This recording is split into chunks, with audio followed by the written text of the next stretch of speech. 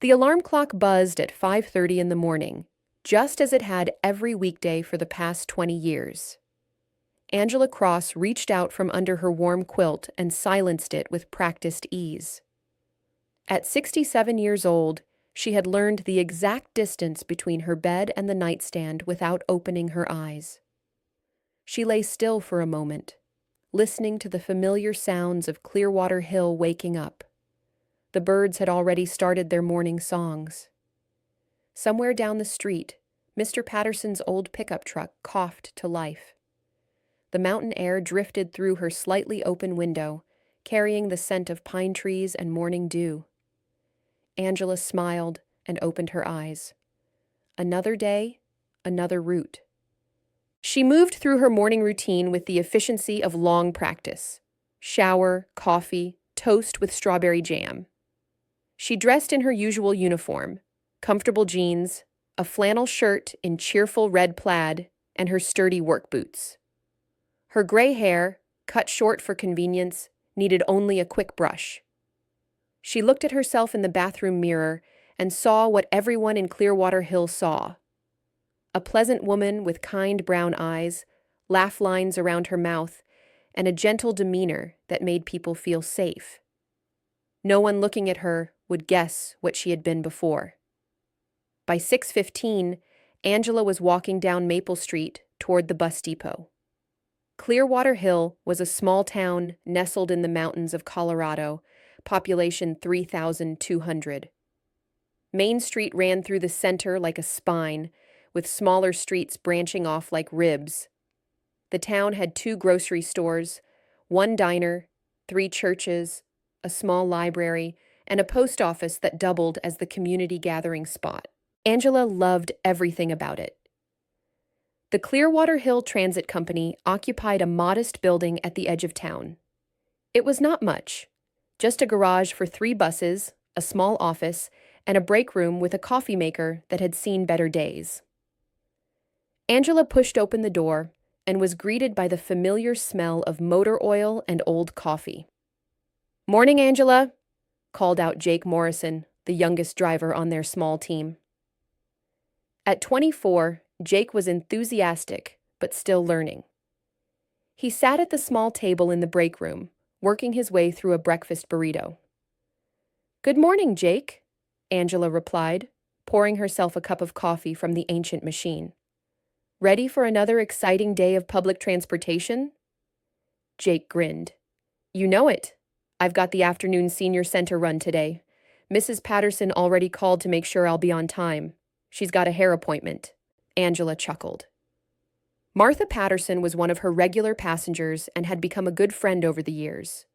The elderly woman never missed her weekly hair appointment at Diane's salon, and heaven help any bus driver who made her late. Tom Bradley, the company owner and third driver, emerged from his office. He was a broad-shouldered man in his 50s, with graying temples and a permanent coffee stain on his favorite shirt. "Morning, Angela. You've got the school run and then the morning town circuit. Should be a quiet day." "They're all quiet days in Clearwater Hill," Angela said with a smile. "That's why I like it here." Tom nodded. "Still, keep an eye on the weather. Radio says there might be some rain moving in this afternoon. Those mountain roads can get slick." Angela collected her keys and clipboard. Bus number 2 was her usual assignment, a small blue bus that could hold about 25 passengers. She had driven it so many times that she knew every quirk, every strange noise, every temperamental mechanism. It was not fancy, but it was reliable, and reliability mattered. She performed her pre-drive inspection with careful attention. Tires, lights, mirrors, emergency exits, first aid kit. Everything needed to be perfect, especially for the school run. The children depended on her to get them safely to Clearwater Elementary. At 7 o'clock sharp, Angela pulled out of the depot and began her first route of the day. The school route took her through the residential neighborhoods on the hillside. Clearwater Hill earned its name honestly. The town climbed up the side of Cedar Mountain, with houses arranged on terraced streets that offered spectacular views of the valley below. It was beautiful, but it meant the roads were steep and winding. Angela's first stop was at the corner of Pine and Elm, where the Rodriguez family lived.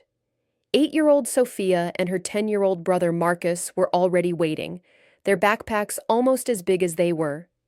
Their mother, Carmen, waved from the doorway. "Good morning, Mrs. Cross," Sophia chirped as she climbed aboard. "Good morning, sweetie," Angela replied. "Did you finish that book report you were working on?" "Yes. I wrote about Charlotte's Web. It made me cry, but in a good way." Marcus rolled his eyes with the supreme disdain only a 10-year-old could muster. "She cries at everything." "Books that make you feel are the best kind," Angela said diplomatically. The bus continued up the hill, collecting children at each designated stop. There was Tommy Chen, who always brought a different superhero toy each day. The Brennan twins, Katie and Kelly, who wore matching outfits and finished each other's sentences. Shy little Emma Walsh, who always sat in the front seat and quietly told Angela about her dreams of becoming a veterinarian. By 7:20, Angela had collected all 12 children and was heading back down the mountain toward the school. She drove with relaxed confidence, knowing every curve and dip in the road. The children chattered behind her, a pleasant background noise that reminded her of birds in a busy tree. "Mrs. Cross, are you coming to Career Day next month?" Tommy Chen called out. "What would you tell them about driving a bus?" Marcus Rodriguez asked. Angela smiled at them in the rearview mirror. "I'd tell them that every job is important if you do it well. Getting you all safely to school every day, that matters." "But didn't you ever want to do something more exciting?" Katie Brennan asked. The question struck closer than the child could know. Angela kept her smile steady. "Exciting isn't always better," she said. "Sometimes peaceful and reliable is exactly what the world needs." She delivered the children to Clearwater Elementary at 7:30, watching as they dispersed toward the school building like dandelion seeds on the wind. Principal Harris, a friendly woman with red-rimmed glasses, waved to Angela from the entrance. "Another successful delivery," she called out. "Always," Angela replied. With the children safely at school, Angela returned to her bus and began the morning town circuit. This route took her through downtown Clearwater Hill, making stops at the grocery store, the library, the medical clinic, and the senior center. Her passengers were mostly elderly residents who no longer drove, running their daily errands. At the Main Street stop, her favorite regulars boarded. Martha Patterson climbed aboard first, moving slowly but with determination. At 79, Martha remained sharp as a tack and twice as pointed. She wore a purple tracksuit and carried a large purse that Angela suspected could survive a nuclear blast. "Good morning, Martha," Angela greeted her. "Morning, dear. I hope Jake remembers he's driving me to my hair appointment this afternoon. Last time he was 3 minutes late and Diane got started on Evelyn Fisher instead. I had to wait an extra 20 minutes. I'm sure he'll be on time today." Martha took her usual seat behind Angela. "We'll see." Harold Simmons was next, a retired high school teacher who still dressed in button-down shirts and slacks every day. At 83, Harold moved with careful precision, using a cane for balance. He had taught English at Clearwater High for 40 years and still spoke with the measured cadence of someone used to being heard. "Good morning, Angela. Beautiful day, isn't it?" "It certainly is, Harold." Elsie Monroe shuffled on last, a tiny woman with pure white hair and eyes that sparkled with mischief. At 76, Elsie claimed to have outlived 3 husbands and a pet parrot that could curse in 4 languages. No one was quite sure what was true and what was embellished, but everyone enjoyed her stories. "Angela, sweetheart, you're looking lovely today," Elsie said, patting Angela's shoulder as she passed. "You're too kind, Elsie." As Angela drove them through town, making stops at various locations, her passengers chatted about town gossip, weather patterns, and the ongoing drama of who would win the garden club competition this year. Angela mostly listened, contributing the occasional comment, but mainly enjoying the comfortable companionship. These people had become her family over the years. They had welcomed her to Clearwater Hill without prying into her past. They had invited her to potlucks and included her in community events.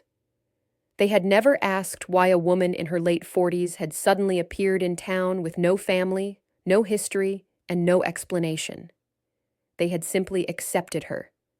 That acceptance had been everything Angela needed.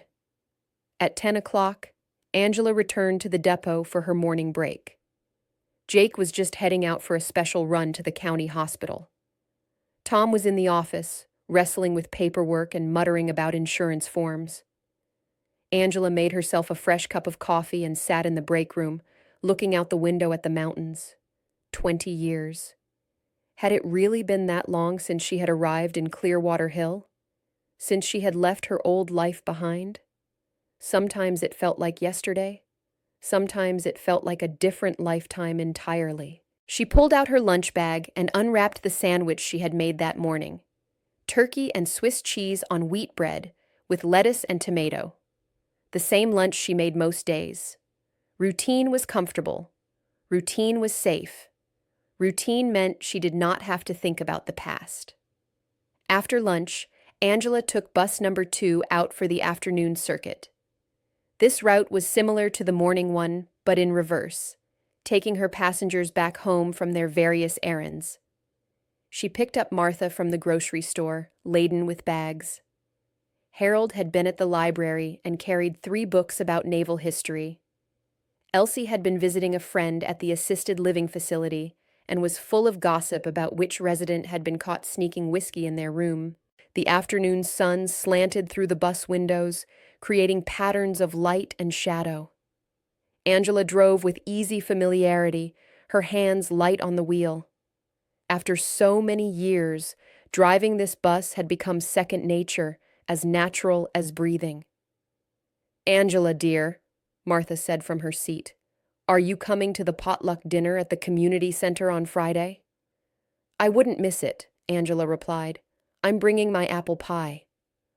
"Oh, good. Your pie is always the first to disappear. What's your secret?" "The same secret as anything else, patience and practice." "And a generous amount of cinnamon," Elsie added with a knowing look. Harold cleared his throat. "Speaking of community events, the town council meeting is next Tuesday. They're discussing the new stop sign at Cedar and 3rd. You should come, Angela. As a bus driver, your input would be valuable." "I'll try to make it," Angela said, though she probably would not. She preferred to keep a low profile, even after all these years. Staying in the background had always felt safer. By 3 o'clock, Angela had completed her afternoon route and returned to the depot. Her shift was officially over, but she spent an extra 30 minutes doing maintenance on her bus. She checked the tire pressure, topped off the fluids, and made note of a strange sound the engine had made that morning. Tom would want to look at it. Jake returned from his hospital run, looking exhausted. "Man, some days this job wears you out, you know." Angela smiled. "Wait until you've been doing it for 20 years. Then you'll really be tired." "How do you stay so calm all the time?" Jake asked. "Nothing ever seems to rattle you." Angela considered the question. How could she explain that after what she had been through, driving a bus through a peaceful mountain town was about as stressful as watching clouds drift by? "I suppose I've learned that most things aren't worth getting upset about," she finally said. "I guess that comes with experience," Jake said. "Hey, I'm covering the school run tomorrow morning. You've got the day off, right?" "That's right," Angela confirmed. "First day off in 2 weeks. I'm planning to do absolutely nothing." "Living the dream," Jake grinned. Angela drove her personal vehicle home, a sensible Honda sedan that she had bought used 8 years ago, It was reliable and unassuming, much like Angela herself. She parked in the driveway of her small house on Willow Lane and sat for a moment, enjoying the quiet. Her house was a modest, single-story cottage with white siding and blue shutters. The front yard had a neat lawn and flower beds that she tended on weekends. A bird feeder hung from the porch, constantly busy with finches and sparrows. It was not much, but it was hers, paid off years ago with careful saving. Inside, the house was clean and comfortable. The living room had a cozy couch, a television she rarely watched, and bookshelves filled with mystery novels and travel guides. The kitchen was small but efficient. The bedroom was simple, just a bed, a dresser, and a nightstand with a reading lamp. On the dresser sat the only photograph Angela displayed. It showed two young women in military uniforms standing in front of a large truck, both smiling at the camera. Their arms were around each other's shoulders, faces bright with youth and friendship. Angela looked at the photo every day, but she rarely picked it up anymore. The memories it contained were precious but painful. She changed out of her work clothes and into comfortable sweatpants and a t-shirt. Her evening routine was as established as her morning one. She made dinner. Tonight it was chicken stir-fry with vegetables. She ate while reading the latest library mystery novel. She washed her dishes. She watched the evening news. At 8 o'clock, she went for her daily walk through the neighborhood. This was her favorite time of day. The mountains turned purple in the fading light. The air cooled and carried the scent of pine. Neighbors waved from their porches. Dogs barked friendly greetings from behind fences. Angela walked the same route every evening, down Willow Lane, left on Maple, right on Cedar, circle around the park, and back home. It took exactly 45 minutes at her steady pace. The routine was soothing, meditative. As she walked past the elementary school, she saw the empty playground equipment silhouetted against the darkening sky. In a few hours, that playground would be silent. But tomorrow morning, it would come alive again with children's laughter and games. Angela had never had children of her own. The military had been her life for so long, and then, after she left, starting a family had seemed impossible. She had been too damaged, too haunted. But driving the school bus let her be part of children's lives in a small way. She took pride in keeping them safe, in being a reliable, friendly presence in their daily routine. It was enough. By 9 o'clock, Angela was back home, preparing for bed. She set her alarm for the next morning. Wait, no. Tomorrow was her day off. She could sleep in. The thought made her smile. She brushed her teeth, washed her face, and climbed into bed with her book. But after a few pages, her eyelids grew heavy. She set the book aside, turned off the lamp, and settled under her quilt. In the darkness, Angela's last thoughts before sleep were peaceful ones. Tomorrow she would work in her garden, maybe visit the farmer's market, perhaps have lunch at the Mountain View Diner. Simple pleasures, a simple life. Exactly what she needed, exactly what she deserved. Angela's sleep was usually dreamless now, but tonight the past crept back in. She was 25 years old again, standing in the desert sun, her hand shading her eyes as she looked at the massive convoy truck in front of her.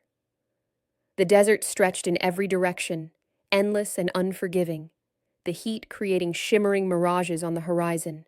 "You ready for this?" Sergeant Williams asked, slapping the side of the truck's cab.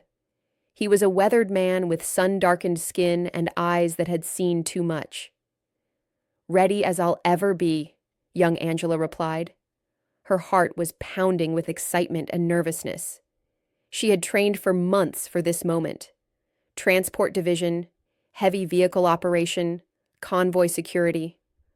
All of it had led here, to this deployment in the Middle East. "This beast weighs 40 tons when fully loaded," Williams continued. "You're going to be hauling supplies, ammunition, equipment, everything the forward bases need to operate. The roads are rough, the terrain is hostile, and you'll have 12 other vehicles in your convoy depending on you to maintain speed and position. Angela nodded, absorbing every word. You came top of your class at Fort Lee, Williams said, studying her. Your instructors say you've got natural talent behind the wheel, but talent isn't enough out here. You need focus, discipline, and the ability to stay calm when things go sideways. Because they will go sideways. They always do. I understand, Sergeant. Good. Williams opened the door to the truck's cab. Get in. Let's see what you've got. The dream shifted, the way dreams do, jumping forward in time. Angela was no longer a nervous new recruit. She was 30 years old, confident and experienced. She sat in the driver's seat of her truck, hands steady on the wheel, eyes scanning the road ahead. The convoy stretched behind her, 12 trucks in formation, maintaining precise spacing. The landscape had become familiar after 5 years of deployments. The color of dust, the smell of diesel fuel, the constant awareness of danger lurking somewhere beyond sight. She had learned to read the road like a book, spotting potential hazards before they became problems. In the passenger seat sat Sarah Mitchell, her best friend and fellow driver. Sarah was a tall woman with dark hair pulled back in a severe bun, sharp blue eyes, and a dry sense of humor that had kept Angela sane through multiple tours. You ever think about what you'll do when you get out? Sarah asked, her eyes also scanning the landscape. Get out? I just re-upped for another 4 years, Angela replied. Yeah, but eventually. We can't do this forever. What's the end game? Angela considered the question. I don't know. Maybe I'll drive trucks stateside, commercial hauling or something. What about you? I'm going to open a bar, Sarah said decisively. A dive bar with pool tables and terrible jukebox music. I'll call it The Deployment, and I'll refuse to serve anyone who hasn't done at least one overseas tour. Angela laughed. That's oddly specific. I've had a lot of time to think about it. The radio crackled to life. Convoy Alpha 7, this is command. Weather report shows sandstorm developing northwest of your position. Advise you increase speed to reach checkpoint before conditions deteriorate. Roger that, command, Angela replied, pressing the transmit button. She glanced at Sarah. Guess we're pushing it today. When do we not push it? Sarah said. Angela accelerated slightly, and the convoy matched her speed. They were a well-trained unit, operating like a single organism. She felt a surge of pride. This was what she was good at. This was where she belonged. The dream shifted again, darker now. Angela was 35, promoted to convoy commander.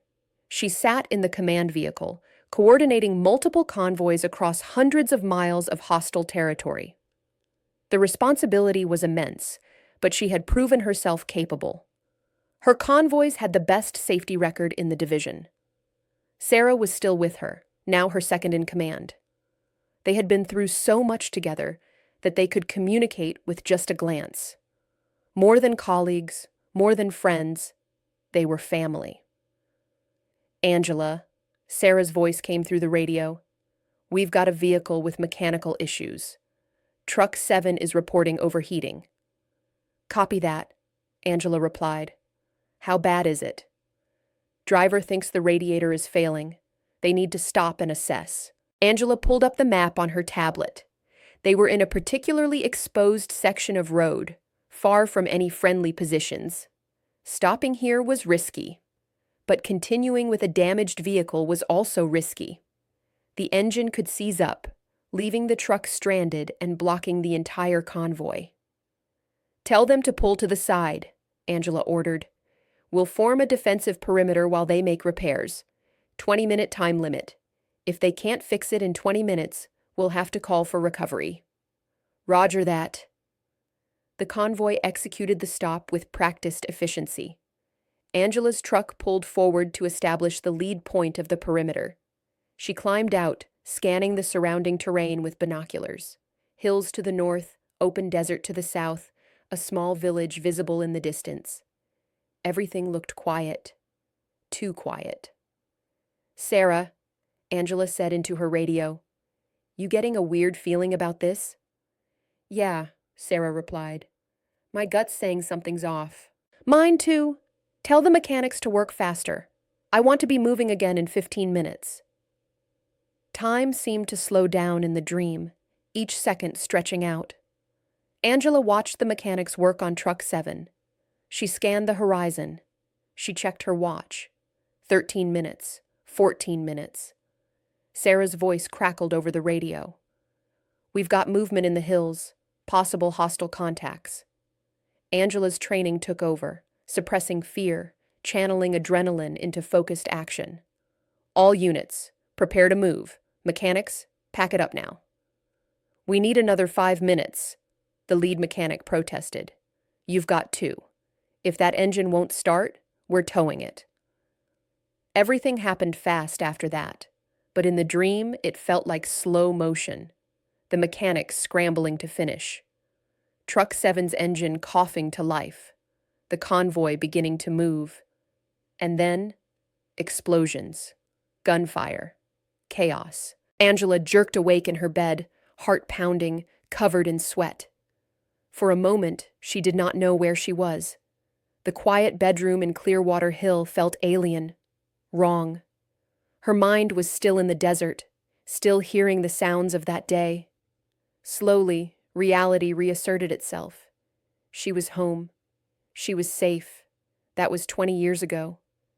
But the memory remained vivid, as fresh as if it had happened yesterday. Some things time could not heal. Some scars never fully faded. Angela sat up and turned on her bedside lamp. 3 o'clock in the morning. She knew from experience that she would not get back to sleep now. The nightmare had triggered all her old defenses, all the hypervigilance that used to keep her alive.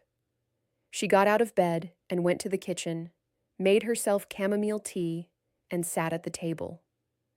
The house was silent except for the ticking of the clock on the wall and the occasional creak of settling wood. She had not had a nightmare this intense in months. Why now? Was it because she had let herself relax too much? Had some subconscious part of her mind decided it was time to remind her of what she had lost? Angela sipped her tea and looked out the kitchen window at the dark street. Clearwater Hill slept peacefully, unaware that one of its residents was sitting awake, haunted by ghosts from another life. Eventually, the tea calmed her enough that she felt she could go back to bed. But she left the lamp on this time, a small circle of light to keep the darkness at bay. The next morning, despite her shortened sleep, Angela woke feeling surprisingly refreshed. Her day off stretched ahead of her with no obligations, no schedule, no places to be.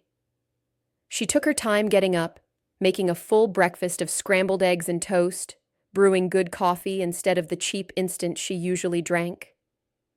After breakfast, she decided to tackle a task she had been putting off: cleaning out the hall closet. It had become a catch-all space over the years, stuffed with winter coats, old shoes, and boxes she had not opened in ages. Angela pulled everything out, creating piles on the floor. Donate, keep, throw away. Most of it was easy to sort. But then she reached the back of the closet and found a box she had not looked at in over a decade. It was a plain cardboard box, sealed with packing tape that had yellowed with age. No label, no marking. But Angela knew exactly what it contained. She carried the box to the living room and set it on the coffee table. For a long moment, she just stared at it. Did she really want to open this? Did she really want to confront what was inside? The nightmare from last night made the decision for her. If the past was going to intrude on her sleep, she might as well face it while awake. Angela fetched a knife from the kitchen and carefully cut through the tape. She opened the flaps and looked inside. Military memorabilia. Her dress uniform, carefully folded. Certificates of achievement, training manuals, photographs. And at the bottom, a small wooden case containing medals she had earned over 15 years of service. Angela lifted out the dress uniform first, dark blue with crisp lines, brass buttons still shiny. Her name tape, Cross. Her rank insignia, Sergeant First Class, unit patches on the shoulders. She held it up, and it seemed impossibly small, as if it had belonged to someone else entirely. In a way, it had. The photographs came next. There were dozens of them, documenting her military career in frozen moments. Angela at basic training, looking impossibly young and nervous. Angela with her first truck, standing proud next to the enormous vehicle. Angela with her unit, all of them dusty and exhausted, but smiling after completing a difficult mission. And there were many photographs of Sarah. Sarah laughing at something off camera. Sarah in full gear, looking tough and professional. Sarah and Angela together, arms around each other, partners in the truest sense. Angela set the photographs aside carefully and reached for the wooden case at the bottom of the box. She opened it and looked at the medals inside, each one representing a moment of her past life. The Army Commendation Medal, the Army Achievement Medal, the Good Conduct Medal, the National Defense Service Medal, the Armed Forces Expeditionary Medal, and there, in its own special place, the Bronze Star Medal. Angela lifted it out, feeling the weight of it in her palm. This medal had been awarded for her actions on what should have been a routine convoy mission that turned into a nightmare. The official citation praised her leadership, courage, and tactical skill in the face of enemy contact. What the citation did not mention was the cost. Angela closed her eyes, and the memory came flooding back with perfect clarity. The ambush had come from the hills to the north, just as Angela had feared. Improvised explosive devices detonated along the convoy's route, disabling 2 vehicles. Small arms fire erupted from multiple positions, pinning down the convoy. Angela's training and experience took over. Fear became fuel. Panic became focus. In the chaos, she coordinated the convoy's response, directing vehicles to defensive positions, calling in air support, organizing medical evacuation for the wounded. Sarah's convoy had been 3 miles behind Angela's, approaching the same dangerous area. Angela had radioed immediately. "Convoy Bravo, this is Alpha Leader. We are taking fire. Abort your route. I repeat, abort and take alternate path Charlie 6. But the radio signal was jammed. The enemy had planned this carefully. They wanted both convoys trapped in the killing zone. Through breaks in the jamming, Angela had managed to get fragmented messages through. She had ordered Sarah to stop, to turn around, to avoid the ambush. But Sarah, hearing that Angela's convoy was under fire, had made a different choice. She had pushed forward, attempting to reach Angela's position and provide support. It was the brave thing to do, the loyal thing, the thing that any good soldier would do for their unit, for their friends. It was also the last thing Sarah Mitchell ever did. Sarah's convoy had hit the secondary ambush. 3 IEDs in quick succession, targeting the lead vehicles. Sarah's truck took a direct hit. The massive vehicle flipped, rolled, exploded. By the time Angela's convoy fought their way to the secondary ambush site, there was nothing to be done. Sarah and 2 other soldiers were dead. 5 more were wounded. Angela had pulled Sarah's dog tags from the wreckage herself. She had held them in her blood-covered hands and felt something break inside her that would never fully heal. The mission had been counted as a success. Angela's leadership had saved most of both convoys. Enemy forces had been repelled. Supplies had reached their destination. The Bronze Star was awarded for actions that exemplified the highest standards of military service. But Angela could not see it as a success. All she could see was her friend's funeral. All she could hear was the sound of taps being played. All she could feel was the weight of Sarah's dog tags, now in a box somewhere in storage, along with Sarah's other personal effects. Angela sat in her living room in Clearwater Hill, holding the bronze star, tears running down her face. She had not cried about this in years. She had thought she was past it.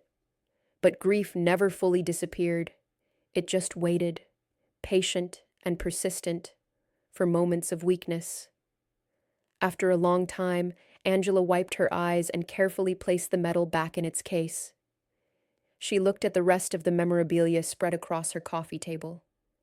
This had been her life for 15 years. These medals, these photographs, these memories, they represented who she had been. But they were not who she was now. After Sarah's death, Angela had tried to continue serving. She had completed that deployment and returned stateside. She had been assigned to a training unit, teaching new drivers the skills they would need overseas. But the nightmares had started, the flashbacks, the panic attacks that came without warning. PTSD, the doctors had called it. Post-traumatic stress disorder, a name for the invisible wounds that hurt as much as any physical injury. The therapists had tried to help. Medication, counseling, support groups. Some of it had worked, some had not. But the Army required mental stability for convoy duty, and Angela could no longer meet that standard. The sight of a convoy truck triggered anxiety. The sound of a helicopter made her heart race. Loud noises sent her diving for cover. At 47 years old, after 22 years of service, Angela had accepted medical retirement. Honorable discharge, full benefits, a pension, and absolutely no idea what to do with the rest of her life. She had drifted for a while, staying with a cousin in Nevada, working odd jobs, trying to figure out who Angela Cross was without the military. The answer had not come easy. Without the structure, the purpose, the identity that the Army had provided, she felt lost. Then one day, while randomly looking at a map, her eye had been drawn to a small dot in the mountains of Colorado, Clearwater Hill. Something about the name appealed to her. Clearwater, clean slate, a chance to start fresh. She had arrived in Clearwater Hill on a cool autumn morning, driving a rented moving truck containing all her possessions. She had bought the little house on Willow Lane with her savings. She had applied for the bus driver position because it was simple, straightforward work that required the one skill she still had, driving. And for 20 years, she had built a new life, a quiet life, a peaceful life. A life where the past stayed in the past, and she could be just Angela, the friendly bus driver, nothing more. But the past never stayed buried forever. Angela began packing her military memorabilia back into the box. As she did, her phone rang. She checked the caller ID. Tom Bradley, her boss. "Hello, Tom." "Angela, sorry to bother you on your day off." Tom's voice was apologetic. "But we've got a situation. Jake's car won't start, and he's supposed to do the afternoon senior center run. Any chance you could cover it? I'd do it myself, but I've got to be at a meeting with the town council about the new transit contract." Angela glanced at the box of memories on her coffee table. Maybe some distraction was exactly what she needed. "Sure, Tom. No problem. What time do you need me?" 2 o'clock would be great. You're a lifesaver, Angela." After hanging up, Angela finished packing the box.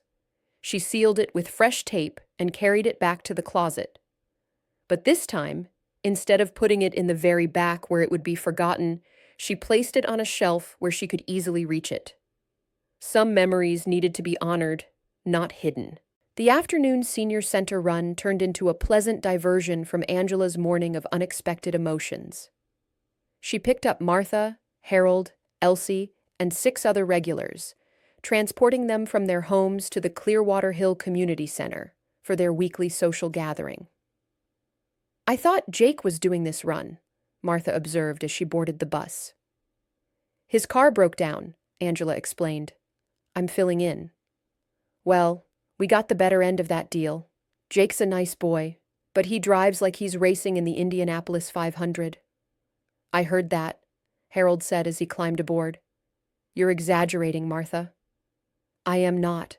Last week he took the corner at Cedar and Maple so fast that my purse slid off my lap.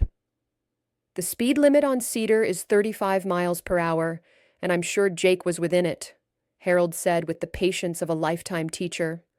Speed limits don't account for the laws of physics, Harold. Objects in motion and all that. Angela smiled as she drove, listening to their familiar banter. This was one of the things she loved about this job.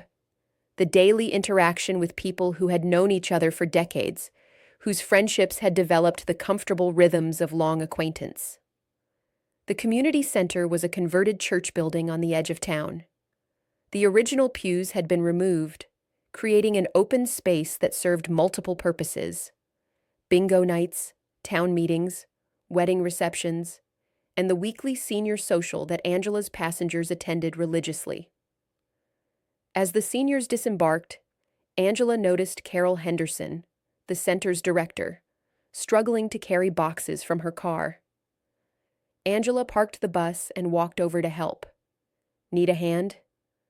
Carol looked up, relief evident on her face. Angela, thank goodness. These are supplies for today's craft project. They're heavier than I expected. Together they carried several boxes inside. The center's main room was already filling with elderly residents, some arriving on their own, others dropped off by family members. Card tables were set up along one wall, a refreshment table along another. Someone had brought homemade cookies. Are you staying for a bit? Carol asked. We're starting a quilting circle today. Always room for another person. Angela hesitated. She usually maintained some professional distance, dropping off and picking up passengers, but not participating in their activities. But today, after the morning's emotional excavation, the idea of being around friendly people was appealing. Just for a little while, she agreed. The quilting circle gathered in a corner of the room, where Carol had set up a large frame with a partially completed quilt stretched across it. The pattern was a traditional log cabin design in shades of blue and white. This quilt is going to be raffled at the fall festival, Carol explained. All proceeds go to the community center's maintenance fund. We need a new roof. Martha sat down with her sewing kit. Everyone in this town has needed a new roof at some point. It's the mountain weather. Hard on buildings. Hard on people, too, Elsie added. My joints can predict rain 3 days in advance now.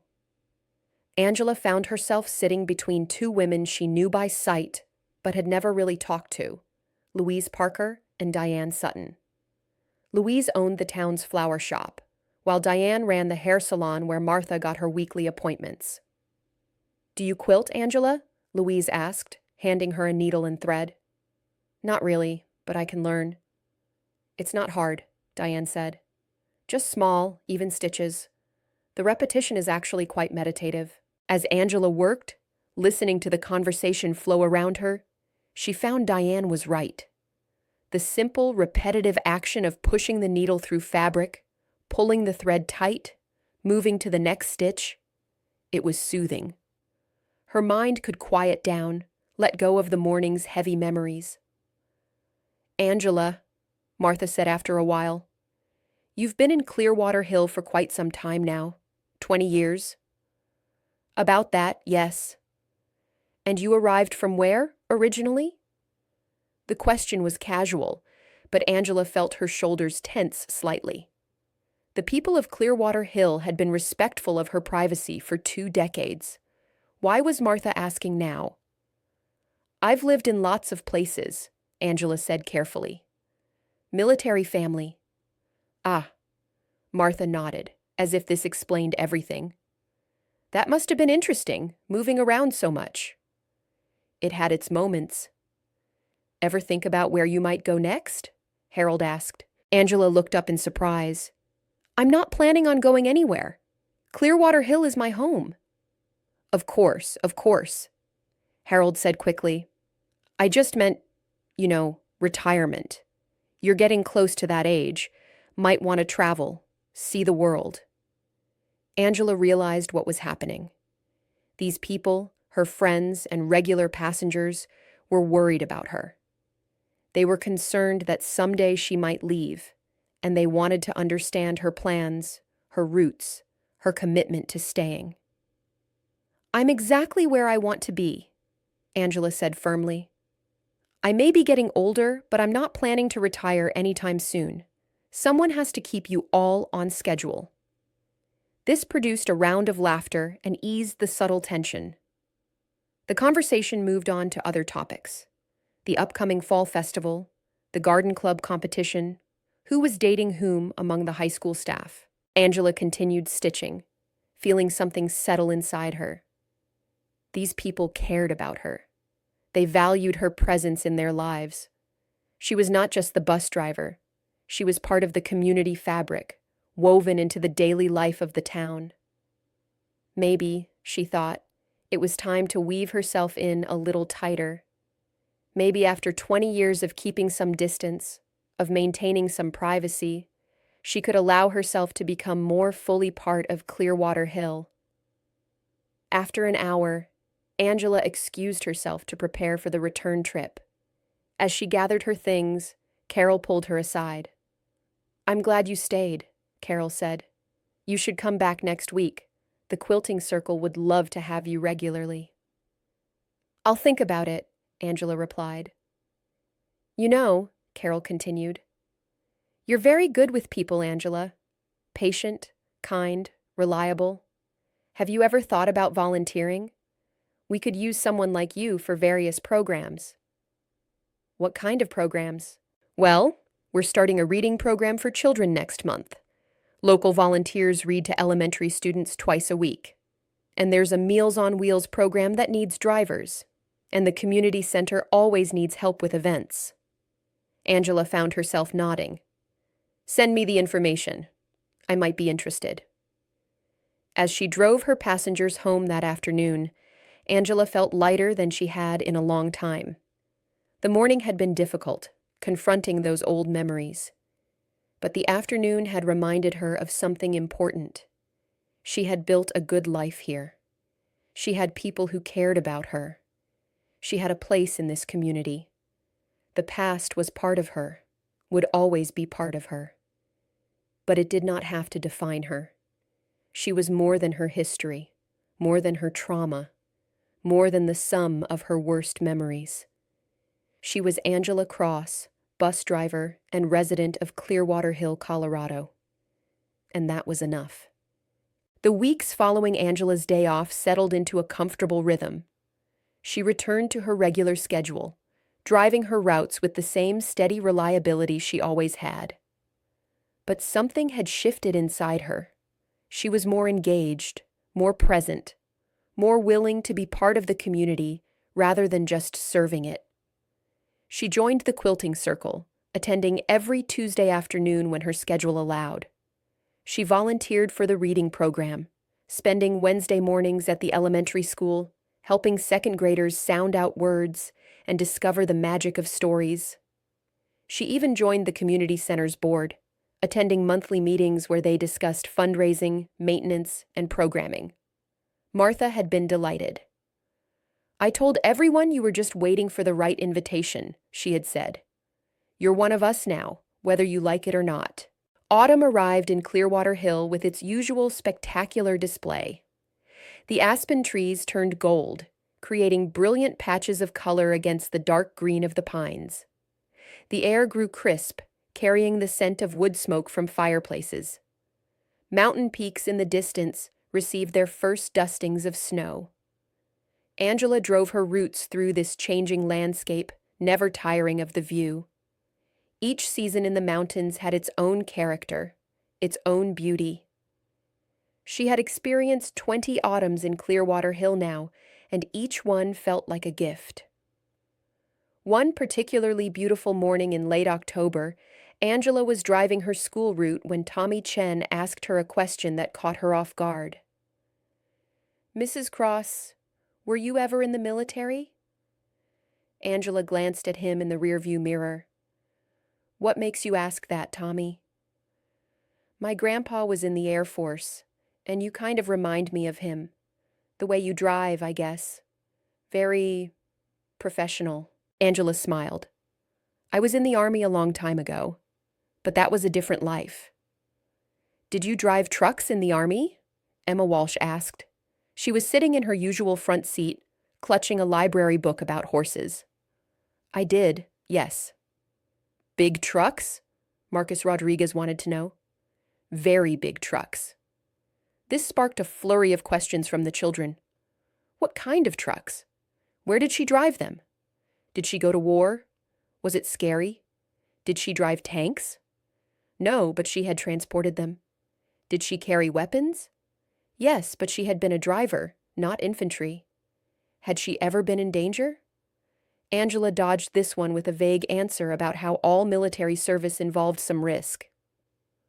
By the time they reached the school, Angela had shared more about her past with these children than she had with most adults in Clearwater Hill. But their questions had been innocent, curious, not prying. They simply wanted to know about their bus driver, the woman who safely transported them every day. As she watched them walk toward the school building, Angela realized something important. She could share parts of her past without it consuming her. She could acknowledge who she had been without losing who she was now. The two identities, soldier and civilian, Sergeant Cross and Angela the bus driver, could coexist. That afternoon, during her town circuit, Harold brought up the upcoming town hall meeting. They're discussing the emergency preparedness plan, he explained. Given the recent wildfires in other parts of Colorado, the town council wants to review our evacuation procedures. Makes sense, Angela agreed. You should come, Martha chimed in. With your military background, you'd have valuable input. Angela was surprised that Martha knew about her military service. Had the children mentioned it? Or had Martha simply pieced it together from context clues over the years? I'm not sure I'd have much to contribute, Angela said. I drove trucks. I wasn't in emergency planning. Still, Martha persisted, you've got experience with organization, logistics, moving large groups of people. That's exactly what evacuation is. Angela considered this. Martha was right, in a way. Convoy operations required precise coordination, route planning, contingency preparations. Those skills could translate to civilian emergency planning. I'll think about it, Angela said, which was becoming her standard response to increasing involvement in community affairs. The fall festival arrived in early November, and the entire town participated. Main Street was closed to traffic and filled with booths selling crafts, food, and various goods. A small stage hosted local musicians. Children ran around with face paint and cotton candy. The completed log cabin quilt that Angela had helped stitch was displayed prominently, with raffle tickets being sold at a brisk pace. Angela volunteered to help at the community center's booth, selling baked goods to raise money for the new roof. She found herself working alongside Carol Henderson and Diane Sutton, all three women wearing matching aprons emblazoned with "Support Your Community Center." This is a great turnout, Carol observed, watching the crowds flow past. Best festival in years. The weather certainly helped, Diane said. The day was clear and cool, perfect autumn weather. Angela sold apple pies, chocolate chip cookies, and brownies, making change and chatting with buyers. She was surprised by how many people stopped to talk with her, how many knew her name, how many expressed appreciation for her work as a bus driver. You're really popular, Carol teased during a lull in customers. I just drive a bus, Angela protested. You do a lot more than that. You're part of the fabric of this town. People depend on you. That matters. Later in the day, the quilt raffle was held. The mayor drew the winning ticket, and the quilt went to Louise Parker from the flower shop, who promptly announced she would donate it back to be raffled again next year, doubling the fundraising benefit. The crowd cheered. As the sun set and the festival wound down, Angela helped pack up the booth. She was tired but happy. It had been a good day, filled with the kind of simple community pleasures that she had come to treasure. Tom Bradley stopped by as they were loading boxes into Carol's van. "Angela, can I talk to you for a minute?" "Of course." They stepped away from the others. Tom looked uncharacteristically serious. "I wanted to give you a heads up about something," he said. "I'm thinking about retiring. Not immediately, maybe in a year or two.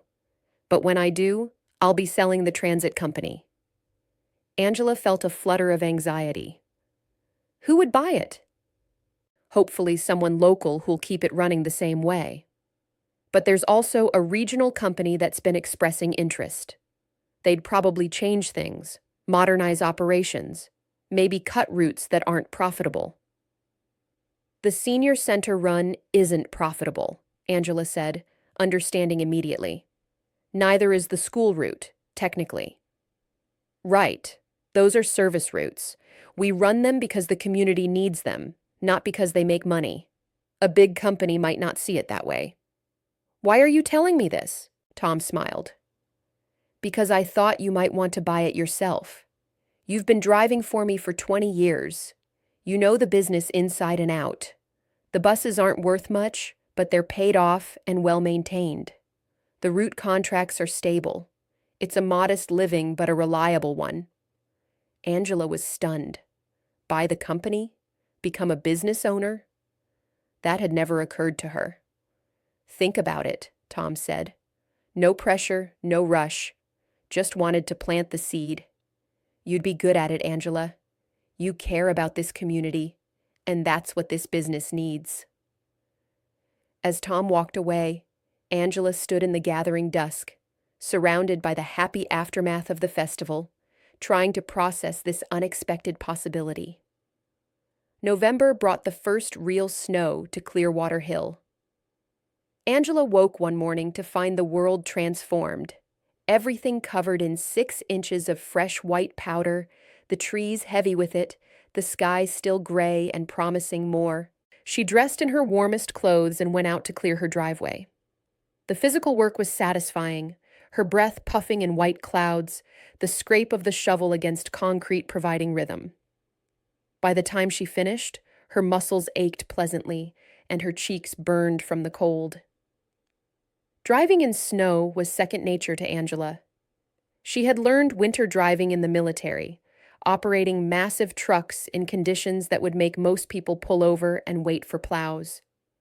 The little bus was easy by comparison, but she still took extra care, knowing her passengers depended on her expertise.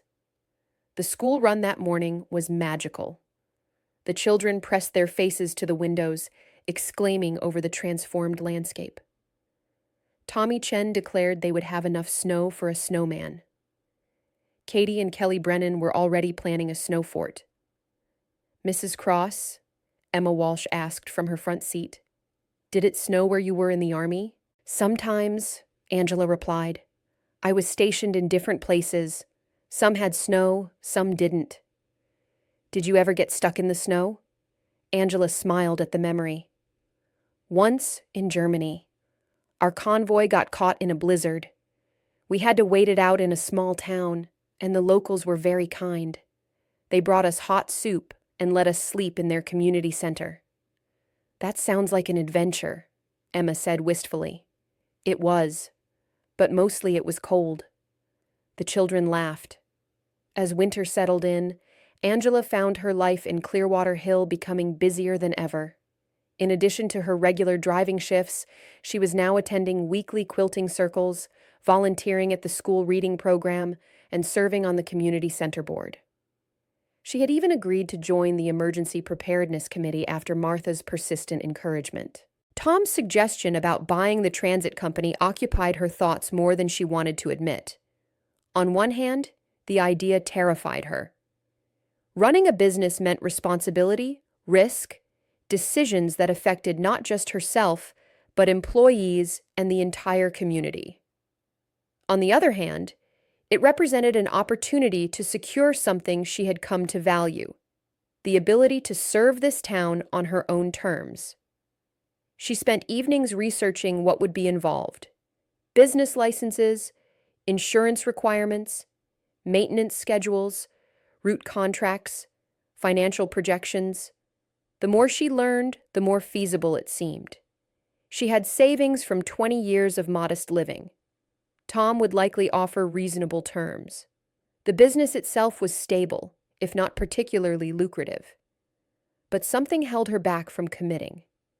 Some lingering hesitation, some quiet voice asking if she was really ready for this level of permanence, this degree of putting down roots. One snowy evening in late November, Angela attended the Emergency Preparedness Committee meeting at Town Hall. About 20 people were present, including the mayor, the fire chief, the police chief, and various concerned citizens. The fire chief, Daniel Morrison, Jake's uncle, led the discussion. Given the increased risk of wildfires in Colorado, we need to review our evacuation plans. Our current plan is 15 years old and doesn't account for population growth or recent housing developments. They went through the existing plan point by point. Angela mostly listened, taking notes. But when they reached the section on transportation, she found herself speaking up. The current plan assumes most residents will evacuate using personal vehicles, she observed. But what about people who don't drive? The elderly, the disabled, families with one car where one spouse is at work when the emergency happens? Mayor Patricia Collins nodded. Good point. What would you suggest? Angela thought about convoy operations, about moving large groups of people efficiently and safely. We'd need designated pickup points throughout town, probably use the school parking lot, the community center, and the grocery store as primary staging areas. People without transportation could go to the nearest staging area and be transported out in buses. We only have 3 buses, Tom pointed out. He was also at the meeting, representing the transit company. In an emergency, we could probably get buses from the county or neighboring towns, Angela said. But that would take time to coordinate. We should have agreements in place ahead of time. Makes sense, the fire chief said. What else? Angela found herself walking through the logistics: how to communicate pickup locations, how to prioritize the most vulnerable residents, how to handle pets, an often overlooked concern, how to designate alternate routes if the main evacuation road was blocked. The more she talked, the more animated the discussion became. Other people contributed ideas, building on her suggestions. By the end of the meeting, they had the outline of a much more comprehensive evacuation plan. As people filed out, Mayor Collins approached Angela. That was really valuable input. Where did you learn about emergency logistics? Military training, Angela admitted. A long time ago. Well, it's clearly stuck with you. Would you be willing to help write up the new plan? We could use your expertise. Angela agreed, surprising herself. A year ago, she would have declined, would have kept herself at the periphery. But now she was finding satisfaction in contributing, in being useful, in sharing knowledge she had gained through hard experience. As she drove home through the snowy streets, Angela thought about how much her life had changed in just a few months. She was more connected to Clearwater Hill than ever before. She had stopped hiding behind her job and started participating in the community. Maybe, she thought, Tom was right. Maybe she should buy the company. Maybe it was time to fully commit to this place, to these people, to this life she had built. December arrived with more snow and the busy preparations for the holiday season. Clearwater Hill transformed into a picturesque winter wonderland, with Main Street decorated in lights and garland, storefronts displaying festive scenes, and the old church hosting a living nativity that drew visitors from surrounding towns. Angela found herself enjoying the season more than usual. Perhaps it was her increased involvement in community life, or perhaps it was simply the contentment of knowing she had found her place. Either way, the holiday spirit felt genuine this year, not just something she observed from the outside. She baked cookies to bring to the quilting circle. She donated toys to the community center's gift drive for underprivileged children. She even agreed to drive the bus for the town's lights tour, taking groups of residents around to see the best Christmas displays. The children on her school route were electric with excitement about the approaching winter break. They sang carols on the bus, discussed Santa Claus theories, and compared holiday plans. Angela found their enthusiasm infectious. "Mrs. Cross," Sophia Rodriguez asked one morning, "what are you doing for Christmas?" "Probably a quiet day at home," Angela replied. "Maybe watch some movies, have a nice dinner." "That sounds lonely," the little girl said with the blunt honesty of childhood. "Sometimes quiet is nice," Angela assured her. But later, Martha raised the same concern. "You're coming to the community center's Christmas dinner, aren't you? Everyone's invited." "I hadn't really thought about it." "Well, think about it. No one should be alone on Christmas." Angela realized that her solitary holidays, which had once been a choice, a way to avoid uncomfortable questions about family and past, were now being interpreted as loneliness. And maybe Martha was right. Maybe it was time to spend holidays as part of a community rather than as an observer of one. "I'll be there," Angela promised. The emergency preparedness plan was coming together well. Angela had worked with the fire chief and several volunteers to create a comprehensive document that addressed multiple scenarios: wildfire, severe weather, potential dam failure, the town's reservoir was upstream, and even unlikely events like earthquake or industrial accident. Her military experience proved invaluable. She understood how to create clear chains of command, how to plan for contingencies, how to think through logistics that others might overlook. The committee was grateful for her contributions, and Angela found herself taking pride in the work. One evening, as she reviewed the latest draft of the plan at her kitchen table, her phone rang. Tom Bradley. "Angela, I've got someone interested in buying the company," he said without preamble. "Mountain Valley Transport, that regional outfit I mentioned. They want to talk numbers." Angela's heart sank. "When?" "Meeting set for next week. I wanted you to know before it became official. If you're interested in buying it yourself, now's the time to say so." Angela looked around her small kitchen, at the life she had built here. This house, this town, these people. Could she really let an outside company take over the transit service? Could she risk them cutting routes, changing schedules, disrupting the careful balance that made Clearwater Hills public transportation actually serve the community? "Give me until tomorrow," Angela said. "I need to think." That night, Angela barely slept. She ran numbers in her head, considered possibilities, weighed risks. By dawn, she had made her decision. She called Tom at 7 in the morning. "I want to buy it. Not sure I can match what Mountain Valley is offering, but I want to try." Tom's pleasure was evident in his voice. "I was hoping you'd say that. Let's meet this afternoon and talk numbers. I think we can work something out." The negotiations took 2 weeks, but by the time Christmas arrived, Angela had a preliminary agreement. She would purchase Clearwater Hill Transit Company in the new year.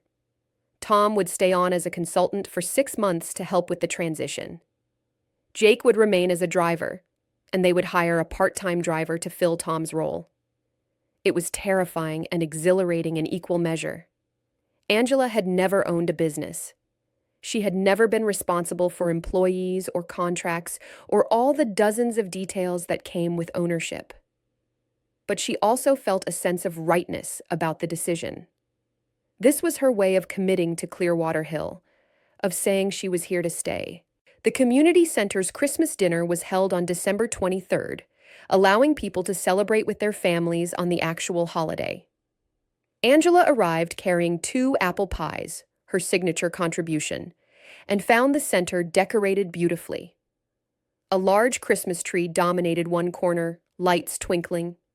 Tables were arranged in a large horseshoe pattern covered with red and green tablecloths. The smell of turkey and ham filled the air. Nearly 100 people attended. Angela found herself seated between Martha and Harold, with Elsie and Carol across the table. The mood was festive, full of laughter and conversation. During dinner, Mayor Collins stood to make a few remarks. She thanked the volunteers who had organized the event, praised the community's generosity during the toy drive, and wished everyone a happy holiday season. Then she added, "I'd also like to recognize someone who's become increasingly important to our community this year. Angela Cross has been driving our buses for 20 years, but this past year she's taken on even more. She's volunteered at the school, joined the community center board, and contributed enormously to our new emergency preparedness plan. And I've recently learned that she's purchasing the transit company, ensuring that Clearwater Hill will continue to have reliable, community-focused public transportation. Angela, would you stand?" Angela, embarrassed but also touched, stood while the room applauded. She caught Tom's eye across the room and saw him smiling proudly. "Speech!" someone called out, followed by others echoing the demand. Angela cleared her throat. "I'm not much for speeches," she began. "But I want to say that Clearwater Hill has given me more than I ever could have expected when I first arrived here 20 years ago. You've given me a home, a community, and a purpose. Buying the transit company is just my way of saying thank you, and of making sure I get to keep serving this town for many more years. So thank you, all of you, for accepting me and making me one of you." She sat down to more applause, her cheeks burning, but her heart full. Later, as the evening wound down and people began leaving, Harold approached her. "That was a good speech, Angela. Short and heartfelt. The best kind." "I meant every word," Angela said. "I know you did. That's what made it good." He paused, then added, "We don't know much about what brought you to Clearwater Hill, and we don't need to. But whatever it was, I hope you know that you belong here now. This is your home, and we're your family." Angela felt tears prick her eyes. "Thank you, Harold. That means more than you know." As she drove home through the quiet, snowy streets, Angela reflected on the year. It had started like any other year, with her going through the familiar routines, keeping herself at a safe distance from deep involvement. But somehow, gradually, she had allowed herself to become part of something larger. She had confronted painful memories and found she could survive them. She had shared pieces of her past and discovered that doing so did not diminish her. She had taken a risk on business ownership and found purpose in the challenge. Most importantly, she had accepted that she belonged here. This was not just a place she lived, it was home. The transfer of ownership happened on January 15th, a cold, clear winter day. Angela and Tom signed papers in the office of Linda Martinez, the local lawyer who handled most of Clearwater Hill's business transactions. By noon, Angela was the official owner of Clearwater Hill Transit Company. "How does it feel?" Tom asked afterward. "Terrifying," Angela admitted. "But also right." Tom clapped her on the shoulder. "You'll do great. And remember, I'm just a phone call away if you need advice." The first few weeks of ownership were overwhelming. Angela had to learn the business side of operations: payroll, taxes, maintenance schedules, insurance renewals, regulatory compliance. She spent evenings reading manuals and watching online tutorials about small business management. Jake was supportive, but also amused by her stress. "Boss Angela," he teased, "has a nice ring to it." "Stop calling me that." "What should I call you? Owner Angela? Chief Executive Angela? How about just Angela, same as always?" They hired a part-time driver named Rebecca Chen, no relation to Tommy, a retired postal worker who wanted to stay active and earn some extra income.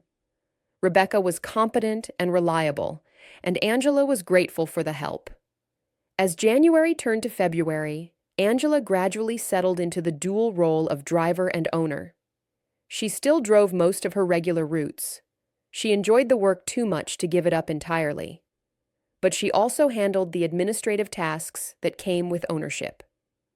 The emergency preparedness plan was officially adopted by the town council in February, with Angela attending the meeting to present the final version. It was well received, and Angela felt proud of the work. She hoped the plan would never be needed, but if disaster did strike, Clearwater Hill would be ready. Life settled back into comfortable rhythms. The school run every morning, the town circuits during the day, the various volunteer activities in her spare time. Angela's calendar was fuller than it had ever been, but the busyness felt purposeful rather than overwhelming. March brought the first hints of spring. The snow began to melt, revealing brown grass and muddy patches. The days grew longer, the sun stronger. Birds returned from their winter migrations. The whole town seemed to wake up from hibernation, people emerging from their houses with smiles and renewed energy. Angela was driving her morning school route when she noticed something that would later prove significant. A section of road on the steep descent from the residential area to the school had developed some cracks and erosion from the winter freeze-thaw cycle. She made a note to report it to the county road department. The children were excited about the approaching spring break. Sofia Rodriguez was going to visit her grandmother in Texas. The Brennan twins were planning a camping trip with their parents. Tommy Chen was looking forward to a whole week of sleeping in and playing video games. "What about you, Mrs. Cross?" Emma Walsh asked from her front seat. "Do you get spring break?" "Not really," Angela replied. "Buses run year-round." "That doesn't seem fair," Angela laughed. "I get plenty of other days off." "Don't worry about me, Emma." As they descended the winding road toward the school, Angela automatically adjusted her speed, maintaining safe control despite the steep grade. 20 years of driving this route had made it second nature. She knew every curve, every sight line, every place where you needed to slow down. She delivered the children to school safely, as always, and thought nothing more about it. April 3rd dawned cool and misty, with clouds hanging low over the mountains. Angela woke feeling slightly off, a scratchy throat, a heaviness in her chest that suggested a cold might be coming on. She took some vitamins with her breakfast and decided to push through it. She had never been one to call in sick for minor ailments, but by mid-morning, she knew she had made a mistake. Her throat was definitely sore, her head was beginning to ache, and she felt exhausted in a way that suggested her body was fighting something. When Tom, who still came by the depot most days to help out, saw her, he insisted she go home. "You look terrible," he said bluntly. "No offense. None taken. I feel terrible. Jake can cover your afternoon routes. Rebecca can do the school pickup if needed. Go home, take some medicine, and rest." Angela wanted to argue, but knew Tom was right. She drove home, took cold medicine, and fell into bed. Within minutes, she was asleep. She did not wake until the next morning, April 4th, having slept for nearly 18 hours straight. Her cold had fully arrived, leaving her congested, achy, and in no condition to drive. She called Tom to let him know she would not be in. "No problem," Tom said. "Jake's doing great. He covered everything yesterday, and he's already here this morning ready to take your school route. You just focus on getting better." Jake Morrison was indeed ready. At 24, he had been driving for Clearwater Hill Transit for 2 years and had learned a lot from watching Angela and Tom. He was enthusiastic, if sometimes a bit too fast, and he genuinely cared about doing a good job. The school run was no problem. Jake followed Angela's route exactly, picking up each child at their designated stop. Sofia and Marcus Rodriguez, Tommy Chen, the Brennan twins, Emma Walsh, and 6 other regular passengers. They were slightly disappointed not to see Mrs. Cross, but accepted Jake's explanation that she was sick. "Tell her we hope she feels better," Emma said from the front seat. "I will," Jake promised.